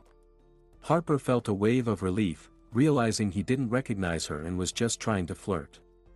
Joshua quickly got back into the car and moved it. Are you coming to the barbecue? He shouted as she ran past his car. Now I'm not sure. I wouldn't want to be around someone so rude. As she approached the house, Harper was smiling. Noah was standing on the porch with a cup of coffee in hand. Good morning, she said, trying to slip past, but he caught her by the waist and pulled her close. Seeing the startled look in her eyes, he laughed softly, kissed her, and said, That's not the right way to say good morning. He kissed her tenderly. Without realizing it, Harper wrapped her arms around his neck and completely lost herself in the moment. It seemed like Billy was having a heart attack. He had come to his son's house in the morning to send him to the city for additional barbecue supplies, but he wasn't home. It turned out Joshua had gone for a ride to meet Harper. Why did you go to meet her? We've been strategizing for days on the perfect approach so she doesn't suspect our true intentions. And you decided that with your smooth face, you'd win her over, and she, thrilled by the joy of your company, would hand over the business to you? Joshua didn't know how to respond. He did want to capture Harper's interest, but not to take over her business. Why? Let the production stay in her hands, but let her be with him. Marrying Harper would free him from his hateful wife and dependence on his father and father-in-law. But for some reason, Harper didn't fall victim to his charm, she just laughed at him. Billy was angry that his worthless son decided to court a woman he himself fancied. The night before, they had a meeting where they decided it was time to act. They had agreed to make Harper an offer of sponsorship. It was Colin, Hank, and, of course, Billy. In return, Harper was supposed to put either Billy or Hank at the helm of the production. And now this idiot, his son, wanted to ruin everything. But what if she didn't come to the barbecue? It would all be for nothing. In a relaxed atmosphere, with good wine, the chances of her positively responding to their offers would be much higher than in a formal setting. Hey, Dad, I urgently need to know Billy's complete financial status, Harper said. Accounts, real estate, all the businesses he owns. Do you think they're ready? Stan inquired. I'm sure. Send over the documents. Well, be careful, Stan cautioned. Stan was about to hang up, but Harper unexpectedly asked. Dad, when everything is over, can I stay here? Why? He asked, surprised. I thought you loved life in Boston. Plus, you have a job here. Yes, but there's work here too. You've fallen in love, Stan guessed. Who is he? Dad, I'm not sure, and I don't have time to figure it out right now. I just want to stay. Maybe to understand. Harper and Noah were lying on a large blanket spread out on the grass. The sun was shining brightly, and birds were singing. Christy, exhausted from playing, had fallen asleep in the gazebo chair. Daniel had gone somewhere since morning. Harper's colleagues had gone to Billy's barbecue. Noah hugged Harper and kissed her on the cheek. She smiled. Then he kissed her again and again, gradually moving closer to her lips. Harper's resolve to end their relationship evaporated instantly. She hugged Noah by the shoulders and pressed against him. A demanding car horn sounded from the front. Reluctantly, the young couple separated from each other. I'll see who it is, Noah said. He returned quickly, irritation evident on his face. It's Billy, here for you, he said. Sighing, Harper headed towards Billy, who stood there, his hands folded imploringly when he saw her. Harper, forgive me for my son. I must have missed something in his upbringing, Billy said. What did you want, Billy? Harper asked. I wanted to apologize for my son and ask you to join our barbecue. Your colleagues are already there. It seems they're having a good time, he replied. All right. I'll change and join you, Harper agreed. Harper really didn't want to leave Noah, but she had to see this through. I'll wait for you here, he said, sounding pleased. Leaving? Noah asked. Harper nodded. She wished so much to stay and forget everything in his embrace. She approached Noah and kissed him. Then she pulled away and whispered. Sorry, it has to be this way. Hey. So glad you came, Natalie rushed to greet Harper. I was getting bored with this old folks company, she whispered in her ear. Billy, pushing Natalie aside, immediately rushed to attend to Harper. He escorted her to the large terrace, where a table laden with food and drink stood, seated her in one of the wicker chairs, and handed her a glass of wine. At the other end of the table, Hank, the mayor, and her colleagues nodded in greeting. And how did you manage to leave my brother in such an excited state? A familiar voice whispered in her ear. Harper turned her head. It was Daniel. What are you doing here? She asked. So, he knew about her relationship with Noah. Meanwhile, Billy hurried to intervene. Harper, you've probably already met Daniel. He's a businessman too. Yes, we've met, Harper replied, shifting her attention to other members of the group. As it started to get dark, lanterns lit up on the terrace, creating a cozy atmosphere. Shall we talk business? Hank casually suggested. Dad, business? Can't you forget about it for one evening? Natalie groaned. A true businessman always thinks about business, Abigail chimed in. I, for one, am curious about how business is done in such a village. And everyone started talking about their methods. Gradually, the conversation narrowed down to one topic, the new production. Do you guys have so much money from the government that you don't need sponsors? Colin joked, but his eyes betrayed his seriousness. Everyone knows that there's never enough money allocated. That's why we need sponsors, Abigail said condescendingly, glancing at the mayor. But we haven't heard about your sponsors. Where are they? Billy directed the question to Harper, looking straight at her. You haven't heard about our sponsors because we haven't presented them with a report on our progress yet. We've also made some changes to the project, which significantly increases its cost. I believe our sponsors will be interested in a long-term partnership with us as equals. But we're not at liberty to disclose the names of our investors yet. What about the advertising you mentioned? It's too early for advertising, and not all of our sponsors want to be in the spotlight. Well, you understand what I mean. Harper gave the gathering a meaningful look. Silence fell. Joshua, to ease the tension, started filling glasses.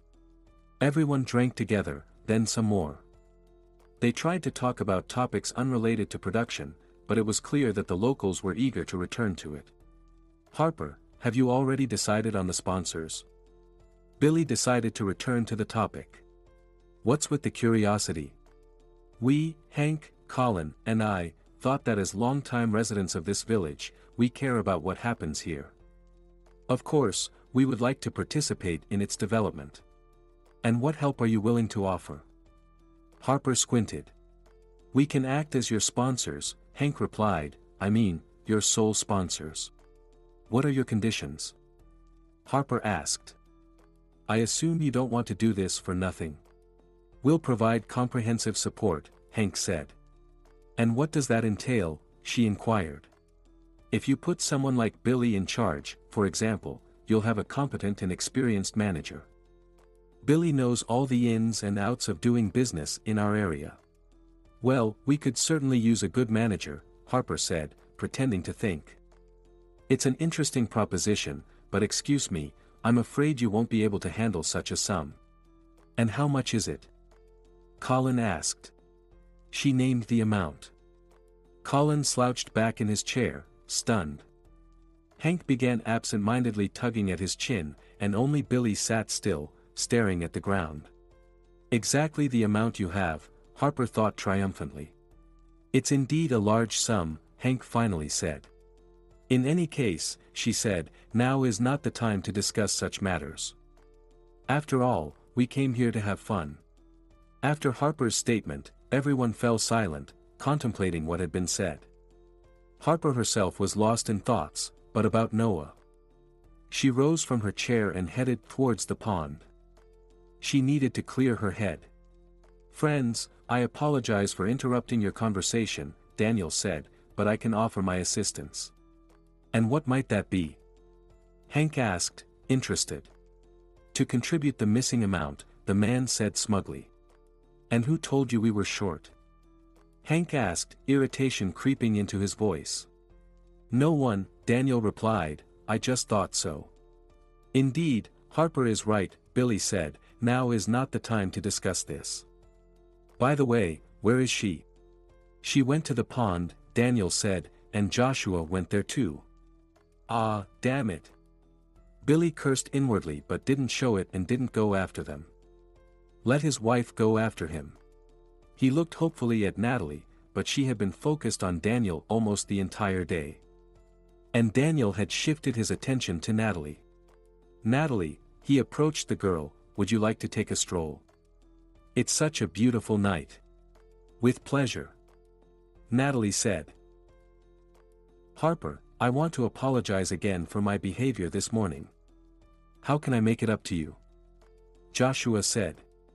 Escort me home. Is there another way out of here to leave unnoticed? Harper asked. Of course, Joshua said, let's go. They walked leisurely towards Harper's house. To be honest, I admire you, Joshua began. Harper looked at him mockingly. No, seriously, you're so smart and very beautiful. Really, as soon as I saw you, I knew that you're an extraordinary woman, he said. Joshua, that's enough. I'll consider your father's and his friend's proposal for collaboration.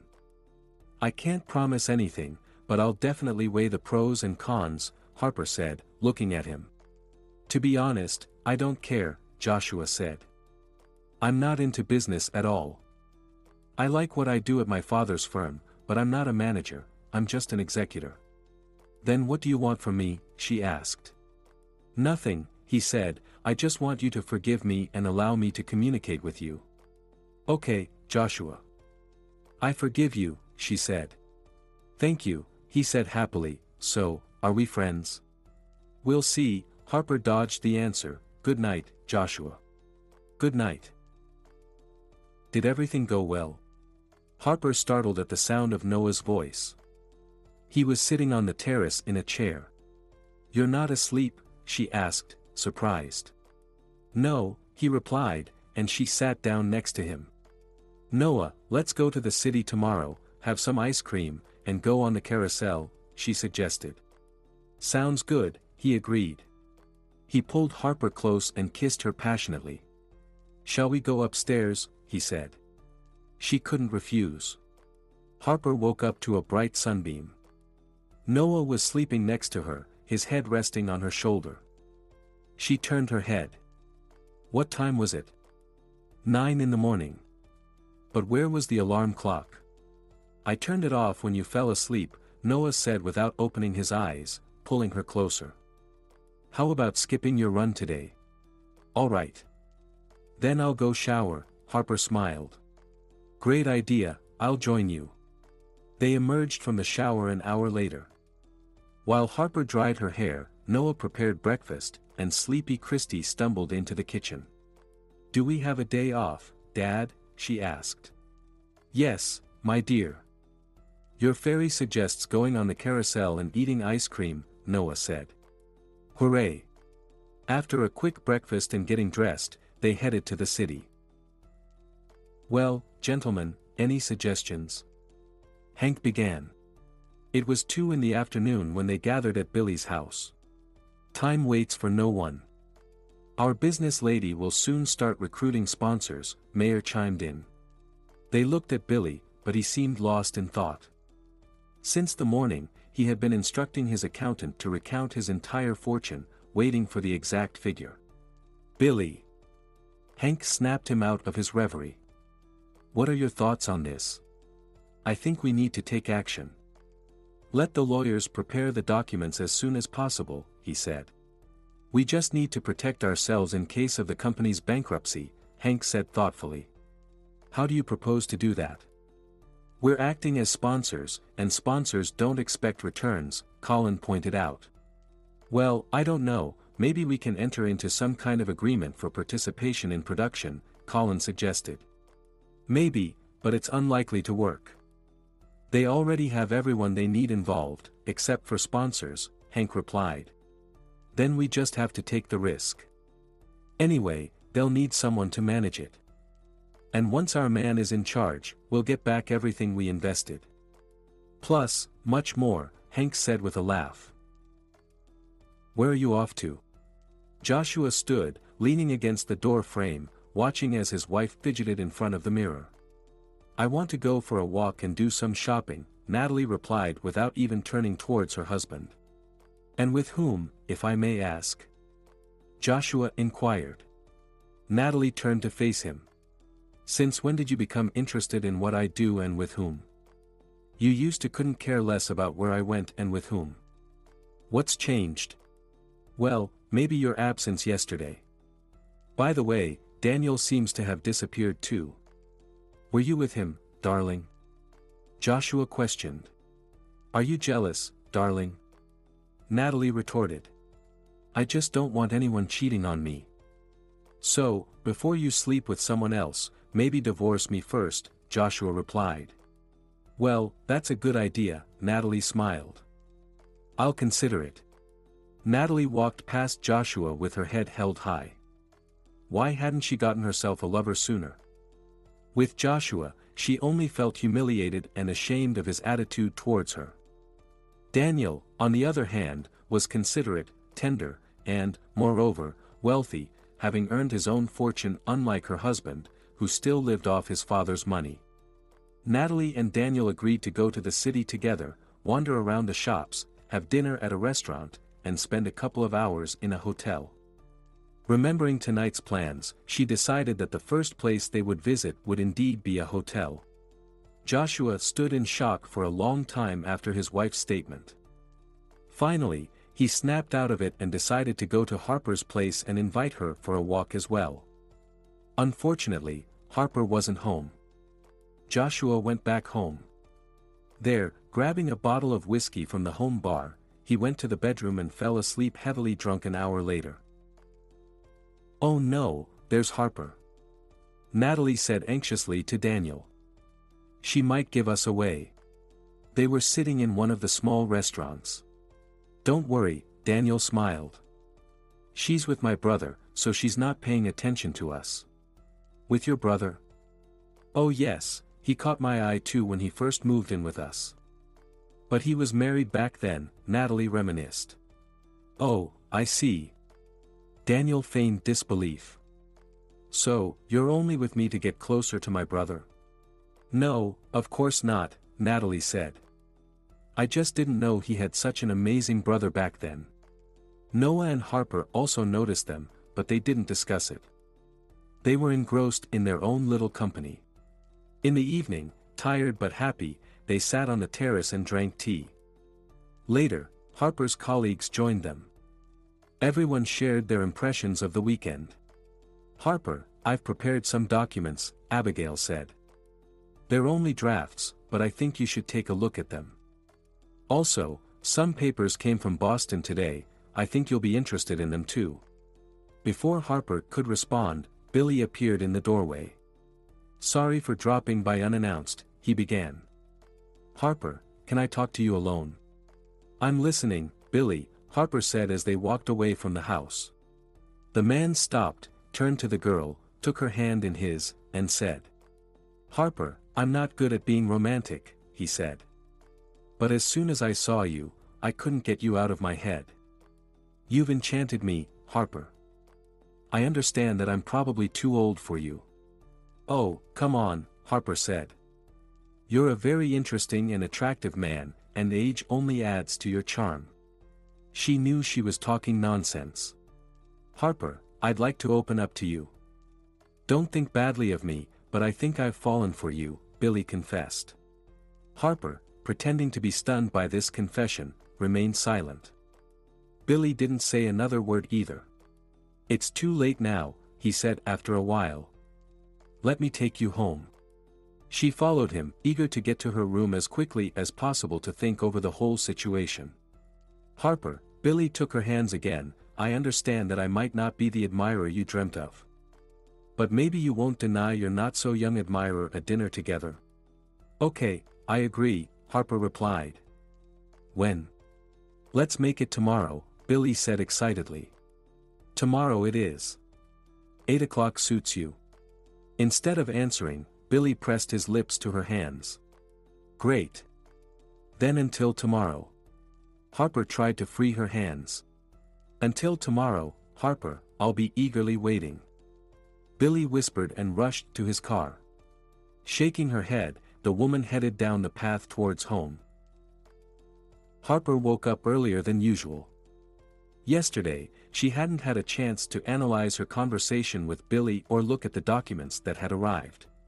"Pull yourself together," she ordered herself. With these thoughts, she quickly got dressed and, putting the documents in her backpack, ran out of the house. She decided to find a spot somewhere and read them outdoors. Reaching the river, she found a comfortable spot and took out the documents. As she read on, her mood lifted more and more. The documents revealed that their construction project had been noticed by government agencies, and they were very impressed.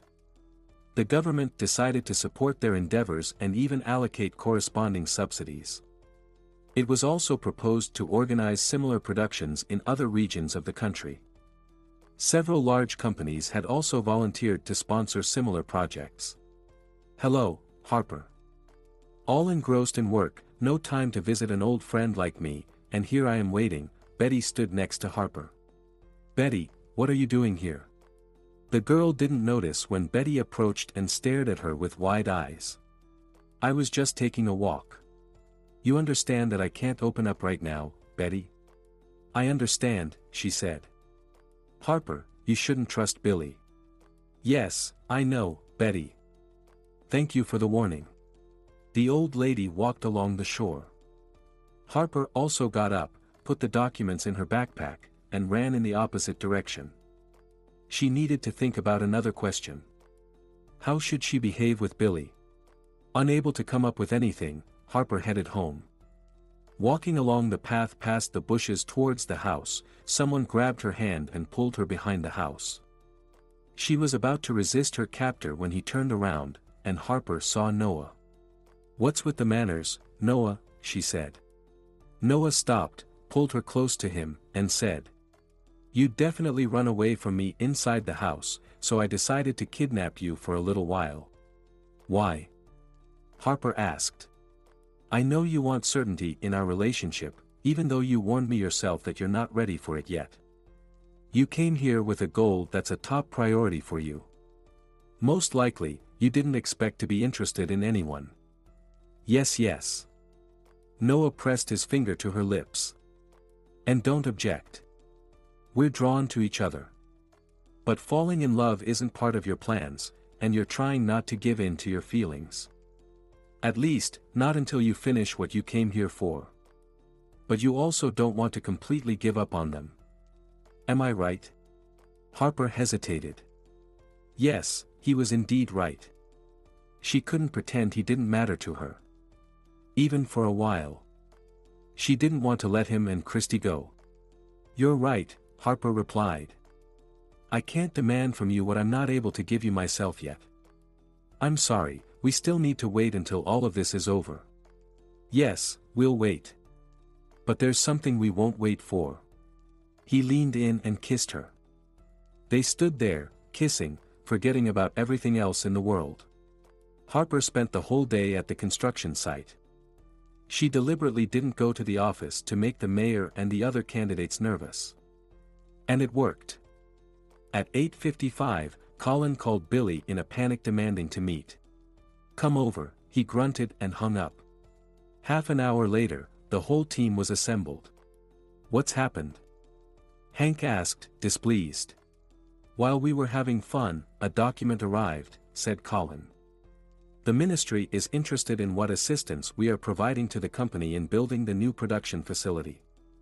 Have we been able to provide accommodation for incoming specialists and workers?" "And what did you say?" Billy lazily inquired, still unable to understand why the mayor was so agitated.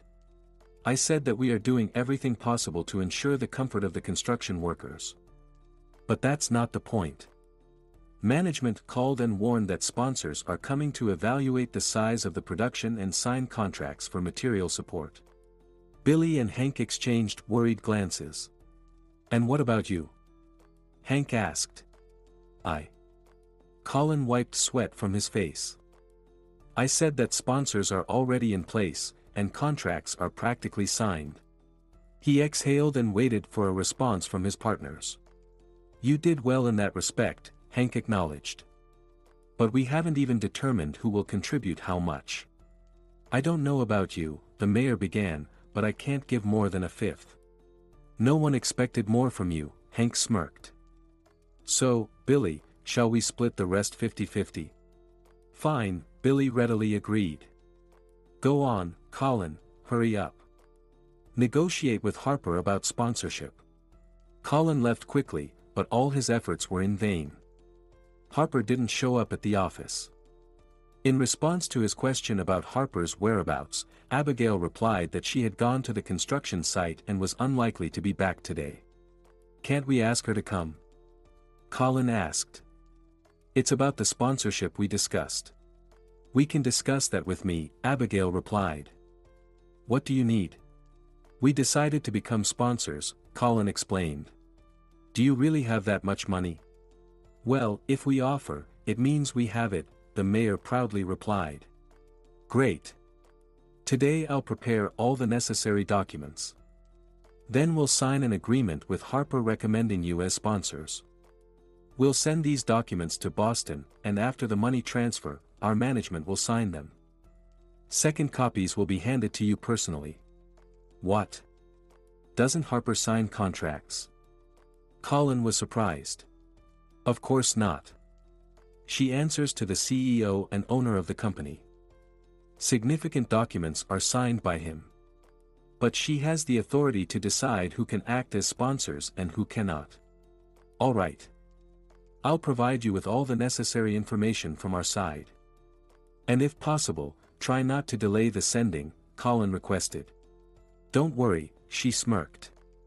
As soon as Harper gives the green light, the documents will go to Boston immediately. You seem like you're getting ready for a date. Noah's voice startled Harper. She hadn't heard him come in.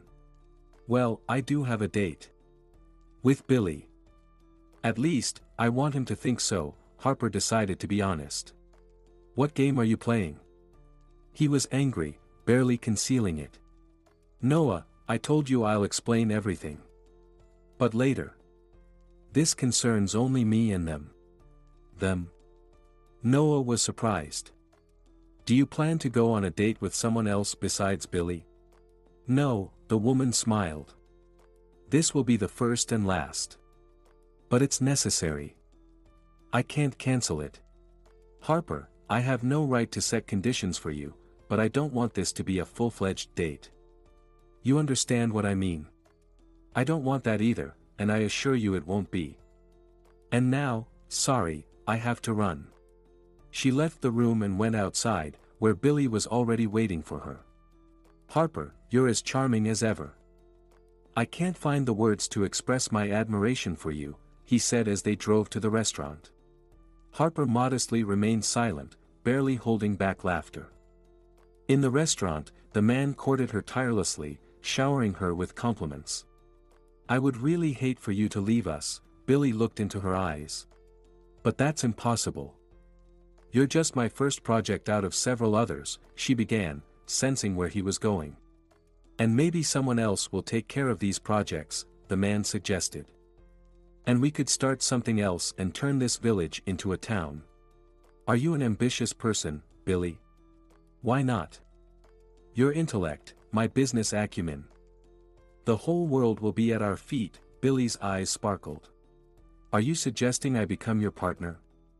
Harper tried to temper his enthusiasm. What about your colleagues? Ignoring the girl's last question, he launched into the conversation for which this date had been planned. Harper, I've already told you that you mean a lot to me. My thoughts are only about you, and what I'm about to propose to you, believe me, I offer only to be with you. She raised her eyebrows in surprise. I know you're already planning to involve sponsors in your project, and as far as I know, you've even made agreements with them. I thought it would be better if you had only one sponsor. That's me, Billy said. But why? I would like for you and me to manage this production alone, Harper. And I hope that over time, you will see in me not only a businessman but also an ordinary man who wants to be with you. But these are huge amounts of money. Where will you get such a sum? Believe me, Harper, I have it. Harper smiled, and Billy beamed. Mark my words, we'll succeed together, Billy raised his glass. Cheers. Cheers, Harper replied. Throughout the rest of the evening, Billy flirted with her. She tried to play along, laughing at his jokes, charmingly smiling, and batting her eyelashes. As they approached the village, Billy whispered to Harper. How about grabbing a cup of coffee? My treat. What about your wife? Harper asked. Oh, right, I keep forgetting I'm married. But one word from you and... Let's wait for now.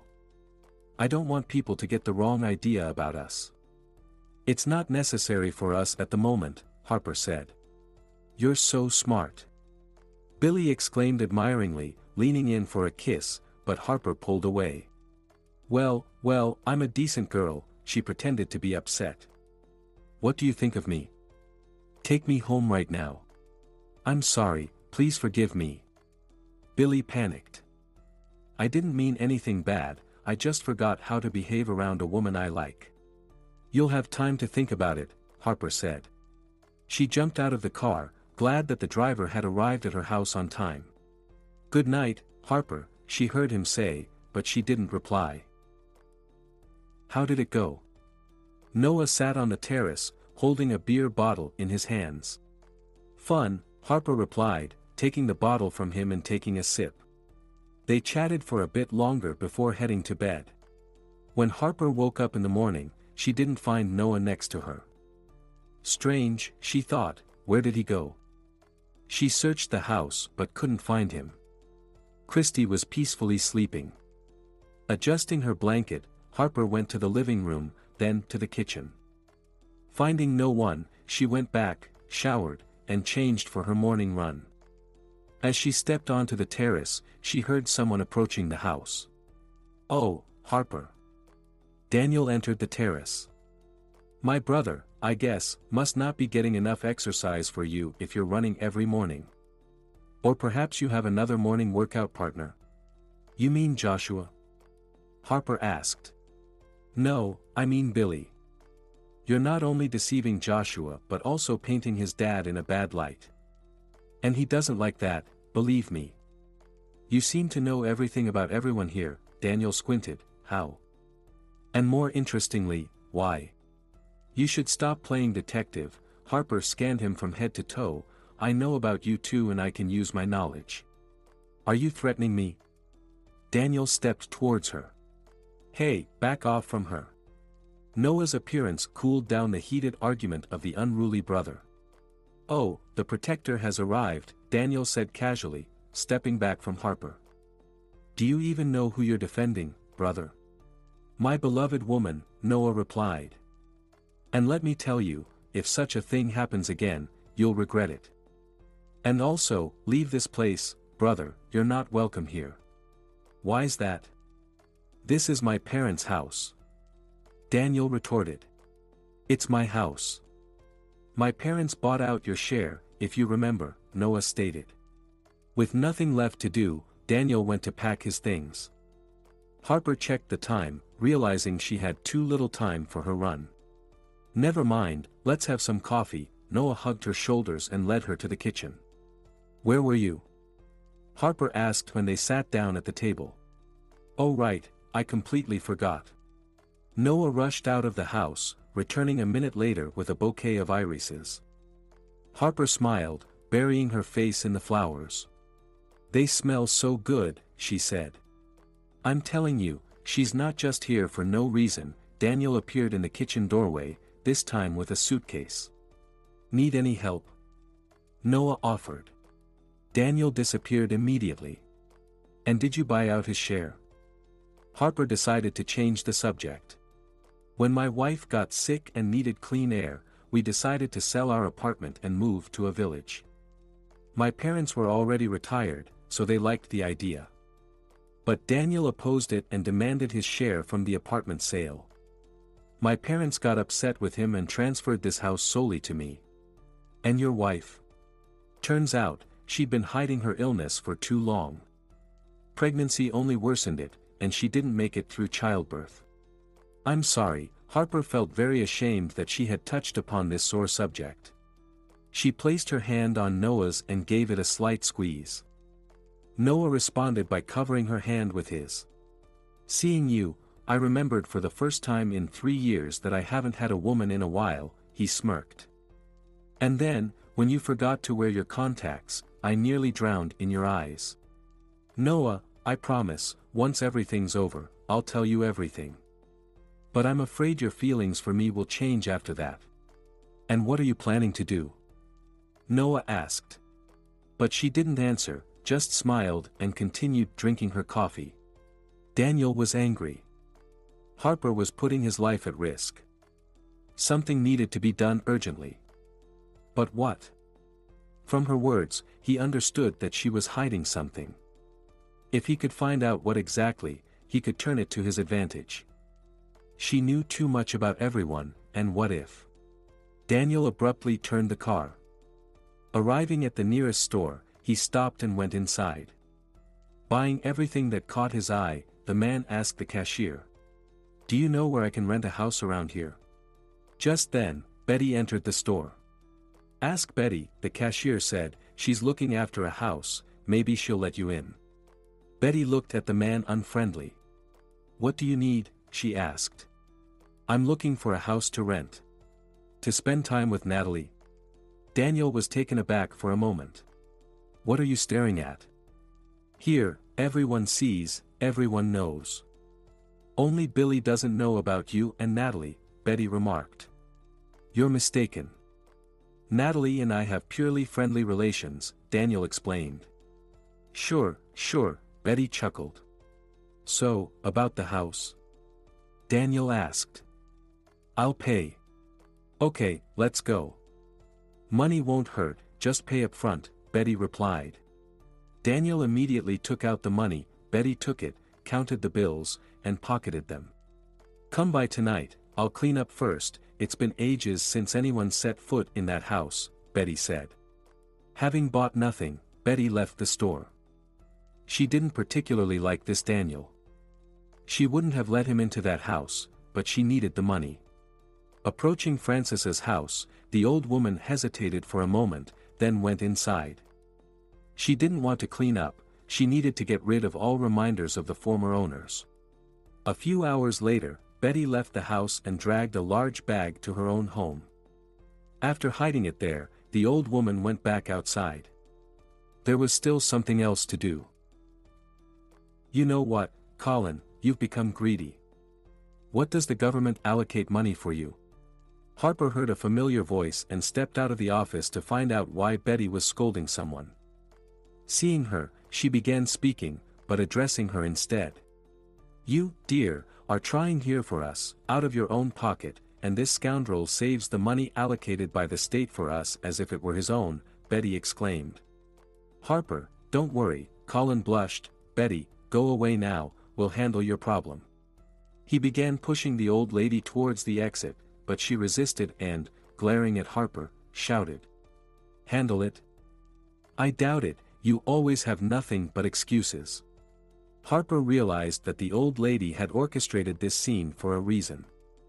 She approached the mayor and the old woman, then, taking her by the arm, led her outside, saying, Don't worry, Colin, I'll take care of everything. Harper smiled. Betty, what's wrong? What happened? She asked in a whisper as they exited. Harper, I rented your house out to that Daniel. That's what happened. Are you out of your mind? Why? Harper, I need repairs in the house, but I don't have the money, Betty said, almost crying. Why didn't you tell me? I was embarrassed. But don't worry, I've taken all your things out of there. Harper rolled her eyes and pondered. Then she picked up her phone and made a call. Benjamin, come to my office urgently. Benjamin was one of the engineers who had come to the construction site from her father. He was in charge of electrifying the production. That was his main job here. In Boston, he worked on installing wiretapping and video surveillance. Betty, you go. A guy will come to you soon, let him into our house for a while. But be careful not to run into Daniel. Betty obediently headed to the house. Harper ran along the river, lost in thought. It had been over a month since she arrived here. She came here with one goal, revenge. The plan was carefully crafted, with all the nuances considered. But what Harper couldn't predict happened. She realized that adjustments were necessary here. At first, she didn't like Billy's offer to become the sole sponsor. She planned for everyone to lose money. But later she understood that her production was already depriving them of their workforce and therefore profits. Moreover, Billy was practically the unofficial leader of the settlement, so if he faltered, everyone would falter. His son Joshua, who was first on her list for revenge, was also completely dependent on his father. And he had already avenged himself by marrying Natalie. In the end, there was only Billy left. The man who raised a terrible son, the scoundrel who caused her grandmother's death, who brought the residents of the settlement to poverty. She dashed onto the road, and immediately heard a car horn behind her. Harper stopped. The car stopped too. Harper, dear, it was Billy, is something wrong? I thought we had everything sorted out. Do you mean the sponsorship agreement? She looked at the man who approached and stood opposite her. 2 days ago, she, Billy, and 2 of his colleagues signed a sponsorship agreement. The contract specified 3 people as sponsors. Well, of course. I provided all the bank statements to confirm my solvency, Billy said, omitting that now his house, cars, and businesses were pledged. Billy, Harper took his arm, do you really think I'll show my favor to you so easily? It would be suspicious. Why do we need that? Then what should we do? Nothing, everything's under control. In the covering letter to the management, I recommended only you as the sponsor and future manager. Overjoyed, Billy rushed towards Harper with kisses, but she gently pushed him away. Sorry, I have to go, lots to do. Billy ran to his car, while Harper continued her walk and urgently called her father. Don't worry, Stan was calm.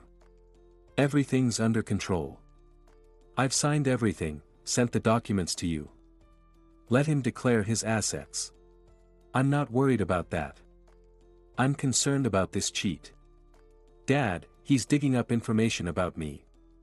I'm afraid he'll find out everything before it's all settled. I see. Tell Benjamin to connect the cameras in the house where Daniel moved in to the main server. I'll inform the head of my security service, he'll take it under control. Good morning, gentlemen, Harper began emphatically. She had gathered them all in the administration conference room. Yesterday, the documents regarding your sponsorship request arrived. I've reviewed them and am about to announce their contents. Unfortunately, only one candidacy has been approved for sponsorship. The reason being that our project holds great significance, and all the funds invested will not only go towards launching production in your village but also in other regions. Consequently, we can't have all investors coming from a single region, especially since preparations have begun elsewhere in the country. We've also received sponsorship offers from those areas, and you understand how honorable it is to aid the state in its development. These individuals' names will be known to all. Therefore, we cannot allocate sponsorship to any one region. As Harper delivered her speech, she carefully observed the gathered men. She wanted to gauge their reactions once she announced the name. Hank pretended to be interested in what Harper was saying but was eager to leave. Colin tried to listen attentively but seemed perplexed. It was evident on his face. Only Billy sat there with an air of confidence. It was clear that he took every word as a personal victory. Now, I will announce the name of our future sponsor. Harper took the documents, pretending to search for the name and then pronounced. It will be Billy Shipstone. Billy acted as if he were greatly surprised. He jumped up, rushed to Harper, grabbed her hand, and started shaking it. Thank you, Harper, for your trust. This is very unexpected, he exclaimed. Nothing unexpected about it, Hank snorted. Everyone knows you've been chasing after Harper for a while. Oh, Harper, I thought you were a professional, but you're just like everyone else. What did he promise you? Hank, keep your speculations to yourself. It wasn't my decision, but that of my superiors, Harper raised her voice. Yeah, grumbled Hank, loudly slamming the door as he left. How can this be, murmured Colin. Harper, this isn't fair.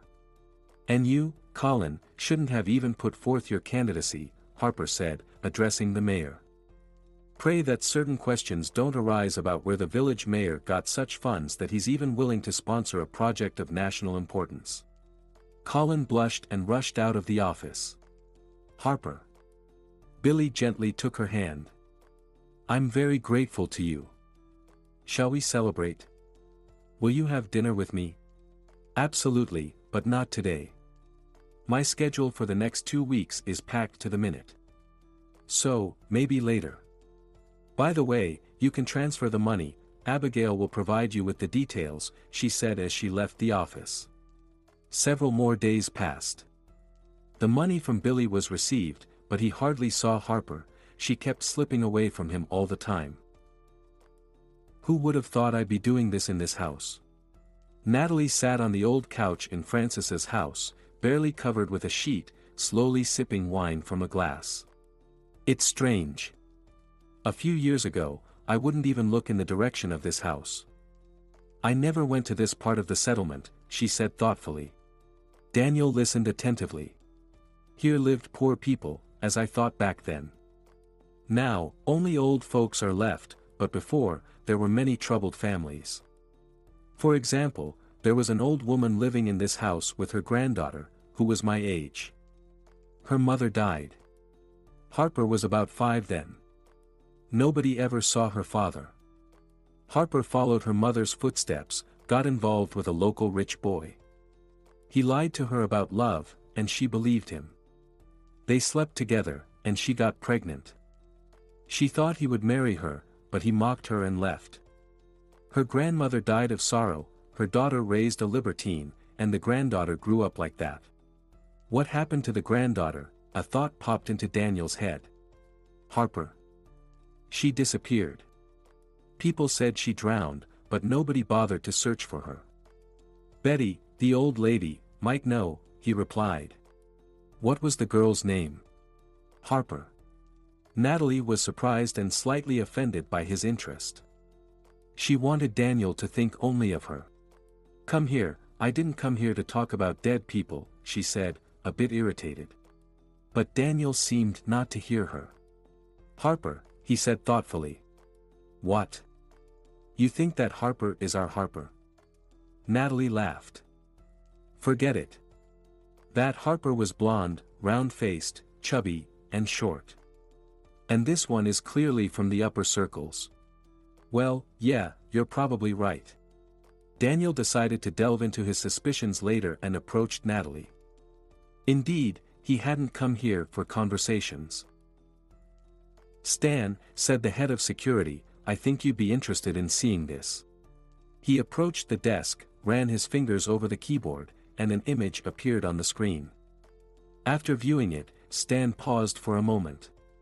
Well, we shouldn't underestimate this Daniel. I'm sure sooner or later he'll dig up the truth. Should we neutralize him? Suggested the security chief.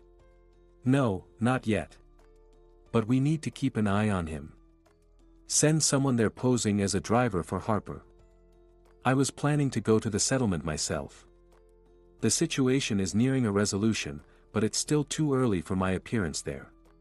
Returning from her jog, Harper noticed a familiar car parked by the gate. Her car. Pondering how her car ended up in the settlement, Harper approached the house and went up to the terrace. Noah and Kieran were sitting in the wicker chairs. Kieran was one of her father's security guards. Kieran, what are you doing here? She asked. No one had informed her about anyone from Boston coming. Harper, Stan sent me to you.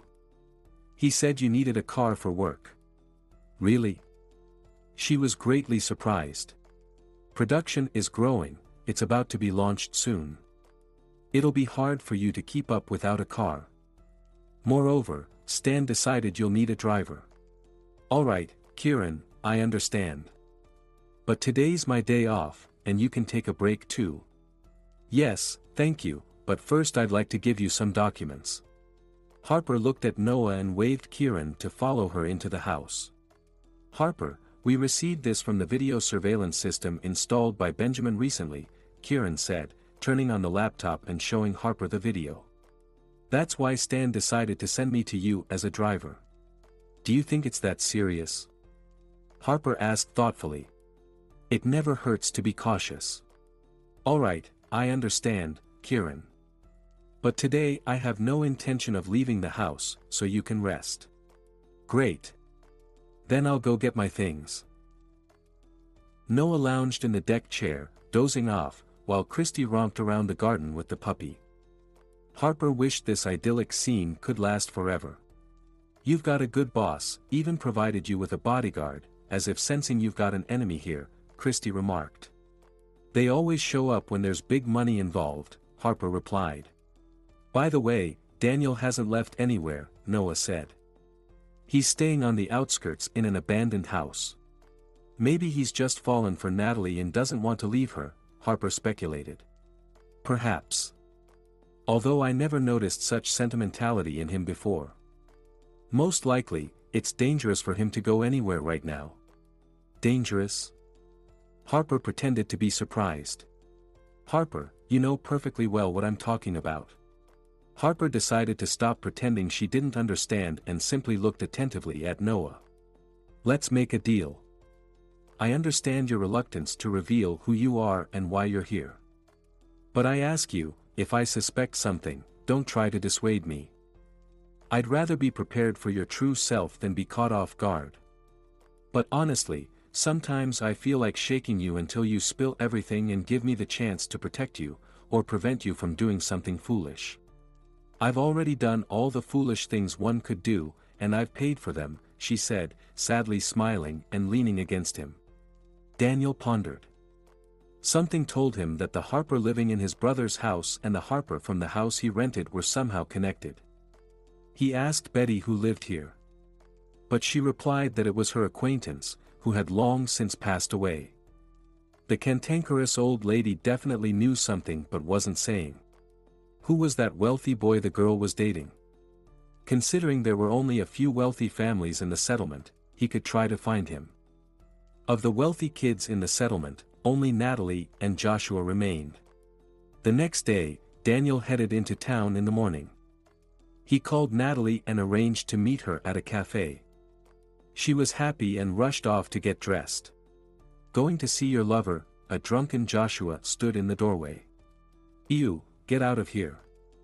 Natalie grimaced in disgust. Joshua's eyes filled with bloodshot rage. "Get out of here." He lunged at his wife and grabbed her. "Why didn't you tell me, get out, at the wedding? You were trembling with excitement, wanting to marry me. And now you're kicking me out. You're not going anywhere, you'll stay home and fulfill your wifely duty." "Yeah, just right now," she said. Natalie, summoning all her strength, pushed her husband away. Joshua recoiled, releasing her, and she flew out of the room. Rushing into the yard, she sprinted to her car and got in. Frantically, she dialed her father's number as Joshua lunged at the car, pounding on it. "Dad, this scoundrel is beating me." Hank hurriedly arrived, not alone, but with his driver. Together, they pulled the raging Joshua away from his daughter's car. "Take her home," Hank instructed his driver, "and I'll go see Billy." "Dad, you go ahead. I need to go to a meeting," Natalie said, eager to be in Daniel's arms as soon as possible. "For what meeting?" her father asked, surprised. "A business one, I'll explain later," she said, driving off without waiting for a response. Minutes later, Hank was in Billy's office. Meanwhile, Harper was standing in the new workshop. Tomorrow, this workshop would start operating, and in a couple of weeks, the entire production would be up and running. The opening of the enterprise was planned with great ceremony. Her father and several high-ranking officials would attend. That's when everything would be settled. "What are you going to do?" Daniel and Natalie were lying in bed at the hotel. "Of course, I'm going to file for divorce," Natalie replied. "I don't understand what you saw in him. Didn't you have the opportunity to move to a big city and find a suitable husband there? You're beautiful, smart, from a good family. You know, I didn't want to study. And my father wouldn't have let me go to the big city just like that. Here, in the village, everyone knows each other, and it's better to be a big fish in a small pond." "But why Joshua? There was no one else. Everyone left right after school, and I was in love with him back then." "Did he love you?" Daniel asked. "He loved everyone back then. Especially enjoyed tricking the village girls into thinking he was in love with them. They'd start planning weddings seriously. How we laughed at them later." Natalie laughed, not noticing Daniel's frown. "Sweetheart, why don't we continue our conversation at my place? You can go home, check the situation, and I'll get everything ready for our meeting." Natalie smiled and quickly got dressed. They each got into their own cars and drove off. On the way, Daniel thought about what he had heard from Natalie. There was a good chance that the man who wronged that Harper was Joshua. And if it was him, then it could be assumed that Harper came back to take revenge. But where had she been all these years? And who was supporting her? He needed to find pictures of that Harper urgently. "My love," he called his lover, "do you have any old childhood photos? I want to see you as a little girl." "Why?" Natalie asked, surprised. "So I can imagine what our children might look like," Daniel said, realizing he was probably in trouble. Natalie was so delighted she was nearly speechless. Promising to look for the photos, she rushed home, changed quickly, put on makeup, grabbed all her albums, and hurried back to Daniel. Daniel looked at the photo of Harper that he had secretly taken yesterday. Natalie had brought all her albums, and he had to listen to her and admire her childhood photos for a long time until she finally showed her class photo. And here's that Harper. Could this ugly duckling be our Harper? Daniel agreed that it didn't seem possible and secretly took a photo with his phone. He transferred the photo from his phone to his computer and opened Photoshop. He made the hair wavy and chestnut-colored, slimmed down the figure, reduced the cheeks, changed the eyes to brown, dressed her in a fashionable modern dress, and... The photo now showed Harper, the businesswoman. Grabbing his laptop, Daniel rushed out of the house but was stopped by a large young man at the door. "Who are you? What do you want?" Daniel shouted. "Calm down," the man said. He approached Daniel, grabbed him by the arm, and forced him to sit on a chair. "Do you know why I'm here?" "No," Daniel tried to play dumb. "You swindled some very serious people out of a lot of money. I promised to find you and bring you back. But the container they gave me for you is too small." The guy pulled a bag out of his pocket, "so I'll have to bring just one part. Maybe your head. I'll pay everything back." Daniel was terrified. "Of course, you will. But my clients need compensation." The man shook the bag. "Let's make a deal," Daniel said, tears streaming down his cheeks. "I'll transfer all the money I have to your accounts." Another man entered the house. "Who are you?" The man with the bag stared at the newcomer. "He owes us a little something as well, but it's different. I'm Kieran, Stan's personal driver." The newcomer extended his hand. "Is this the guy?" The man with the bag extended his hand in return. "Yes, that's him. By the way, he's here in the village right now." "Well then, let's make a deal. As soon as he transfers the money to us, he will be at your complete disposal, and the bosses will sort things out among themselves." An hour later, the first man left the house, leaving the bag on the chair. "They took everything I had," Daniel exclaimed in despair. "But that's still better than losing your life," Kieran replied as he headed for the door. "Oh, and don't bother with your Photoshop. No one cares about that anymore. And make sure to thank Harper. She convinced her father to let you live." Kieran walked out, leaving Daniel sitting there, staring blankly into space. Billy was driving to Harper's office. Posters announcing the grand opening of the new factory were plastered all over the village. There would even be a formal ceremony where the manager of the facility would be announced. Billy was puzzled by Harper's silence and decided to get to the bottom of it. Arriving at the office, he burst into her room, not paying attention to the man standing by the window with his back to the door. He began asking questions as soon as he entered. "Harper, when are you going to tell me?" "I need to prepare," Billy said. "What are you talking about?" Harper asked, puzzled. "My appointment." "What else?" Billy responded. "What appointment?" Harper asked coldly. "What do you mean, what appointment?" "Harper, have you forgotten? You promised me." Billy whispered menacingly. "You said I would head this facility." "No, that's what you said," Harper replied. "I never made any promises. You came up with this idea and appointed yourself. You're not fit to lead this kind of operation. You're too greedy. Do you understand what you're saying?" "I gave up everything I had for this," Billy shouted. "That was your personal decision. You were warned about the amount and all the details. If you don't remember, read the papers," Harper said. "Do you know what I'm going to do to you for this?" Billy yelled and lunged at Harper but stopped abruptly when he met the stern gaze of the man who had turned away from the window. "Stan. You." Billy stammered, paling. "You two know each other?" Harper asked, surprised. Her father had arrived late in the evening without any prior notice. "Yes, Harper, but I know him from a very different side. An even nastier side than you do." He's responsible for your mother's death, Stan revealed. Harper's eyes widened in shock. Your mother led a promiscuous life, but she was selective about her men. Billy didn't appeal to her, and he didn't like that. He beat her severely, and the last blow was fatal. To cover his tracks, he dumped her body in a ditch far from his house. Because of her lifestyle, no one investigated her death, Stan continued. Harper grabbed the back of a nearby chair as her vision darkened. Billy stood there, gasping for air. Stan helped his daughter into a chair and gave her some water. Are you wondering how I know all this? Your accomplice told me everything. I didn't leave right away when I visited 20 years ago.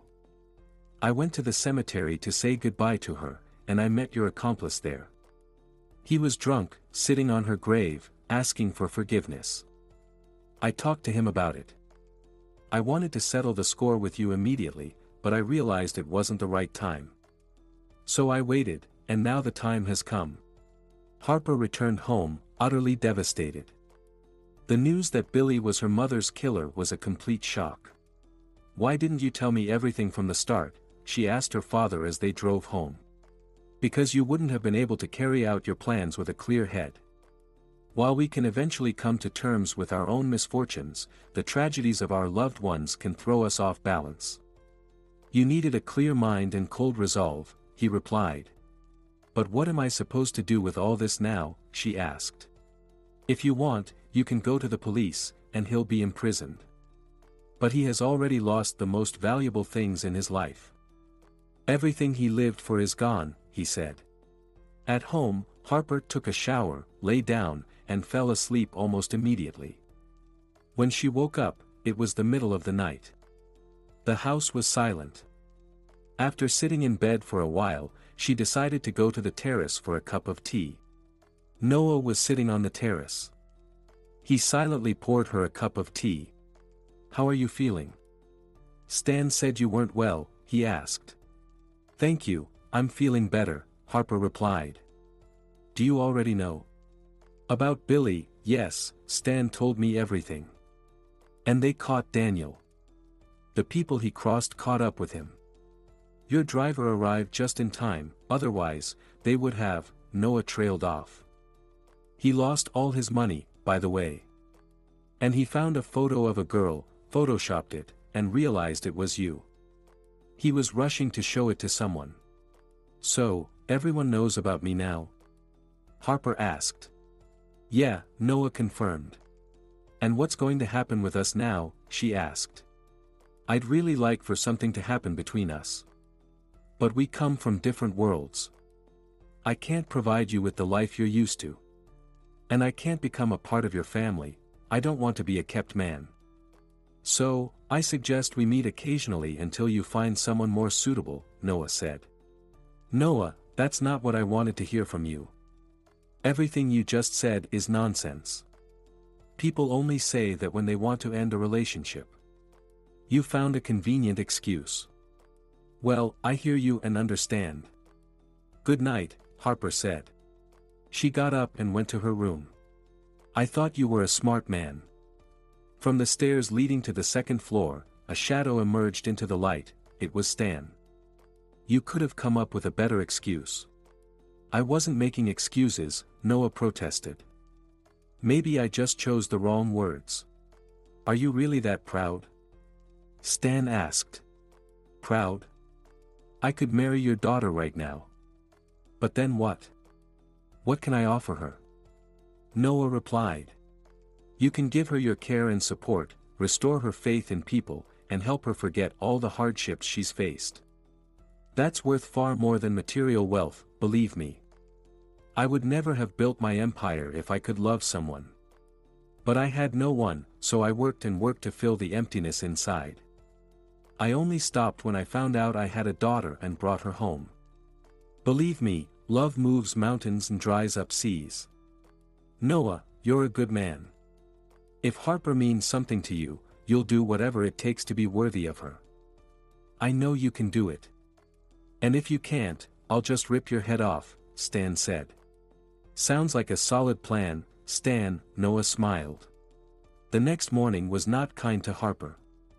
She woke up with intense nausea and barely made it to the bathroom in time. Her head was pounding, and she felt weak all over. Could it be a stomach flu? Or maybe I was poisoned? Harper wondered. She called Kieran. "Kieran, take me to the hospital, quietly, so no one knows." They slipped out unnoticed. At the hospital, Harper described her symptoms and was sent for tests. While waiting, she talked with the doctor, who asked her detailed questions about her recent health. "Why do you think you're poisoned?" "These symptoms are also common in pregnant women," the doctor said. "Unfortunately, I had an abortion a few years ago. The doctor then told me I wouldn't be able to have children anymore." "Well, we'll know more once the tests are done, and then I can prescribe treatment." A nurse came in with the results. The doctor studied them for a long time, frowning, then smiling mysteriously. Finally, he put the papers down and looked at Harper. "Well, young lady, I have news that's not only delightful but also a bit puzzling." "Don't keep me in suspense," Harper said. "I want to congratulate you. You're definitely pregnant. It's early, about 4 to 5 weeks. If you want to keep the pregnancy, you need to take care of yourself, rest more, and avoid stress. I'll prescribe you some vitamins. Come back in a month." Harper left the clinic with a radiant smile. "Is everything all right?" Kieran asked worriedly. "Everything's perfect. Wonderful. Magical." Harper kissed him on the cheek and jumped into the car. During the drive, Kieran received a call. After listening, he said, "All right," and hung up.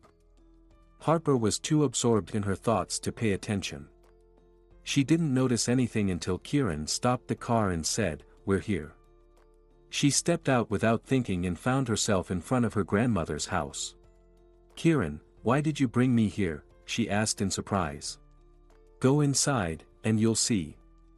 Don't worry, I promise you'll like it." She walked to the house, opened the door, and found herself in a fairy tale. The whole house was decorated with flowers, candles were burning everywhere, and in the middle of the room was a beautifully set table. Standing beside it was Noah. He walked over to Harper and took her hand. "Harper, I was a fool. I said a lot of stupid things yesterday, and I'm sorry. I was scared that I couldn't be a good husband for you, but I love you so much and can't live without you. I'll do everything I can to give you the life you're used to." Noah pulled out a small box from his pocket and got down on one knee. "Harper, will you marry me?" Overwhelmed with emotions, Harper couldn't utter a word.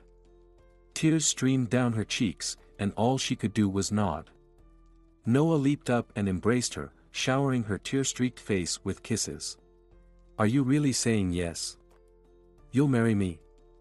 You're not worried about my modest income?" "I'm not picky," Harper laughed. "I fell in love with you that evening when you took off your lenses. I got lost in your eyes and knew I'd never want to leave. I love you too. And of course, I'll marry you. But on one condition, you won't worry about your income anymore. You'll do what you love and take care of us. Okay, I promise." "Wait, us?" Noah looked at her in surprise. "I'm pregnant. It's still early, but I already have a picture."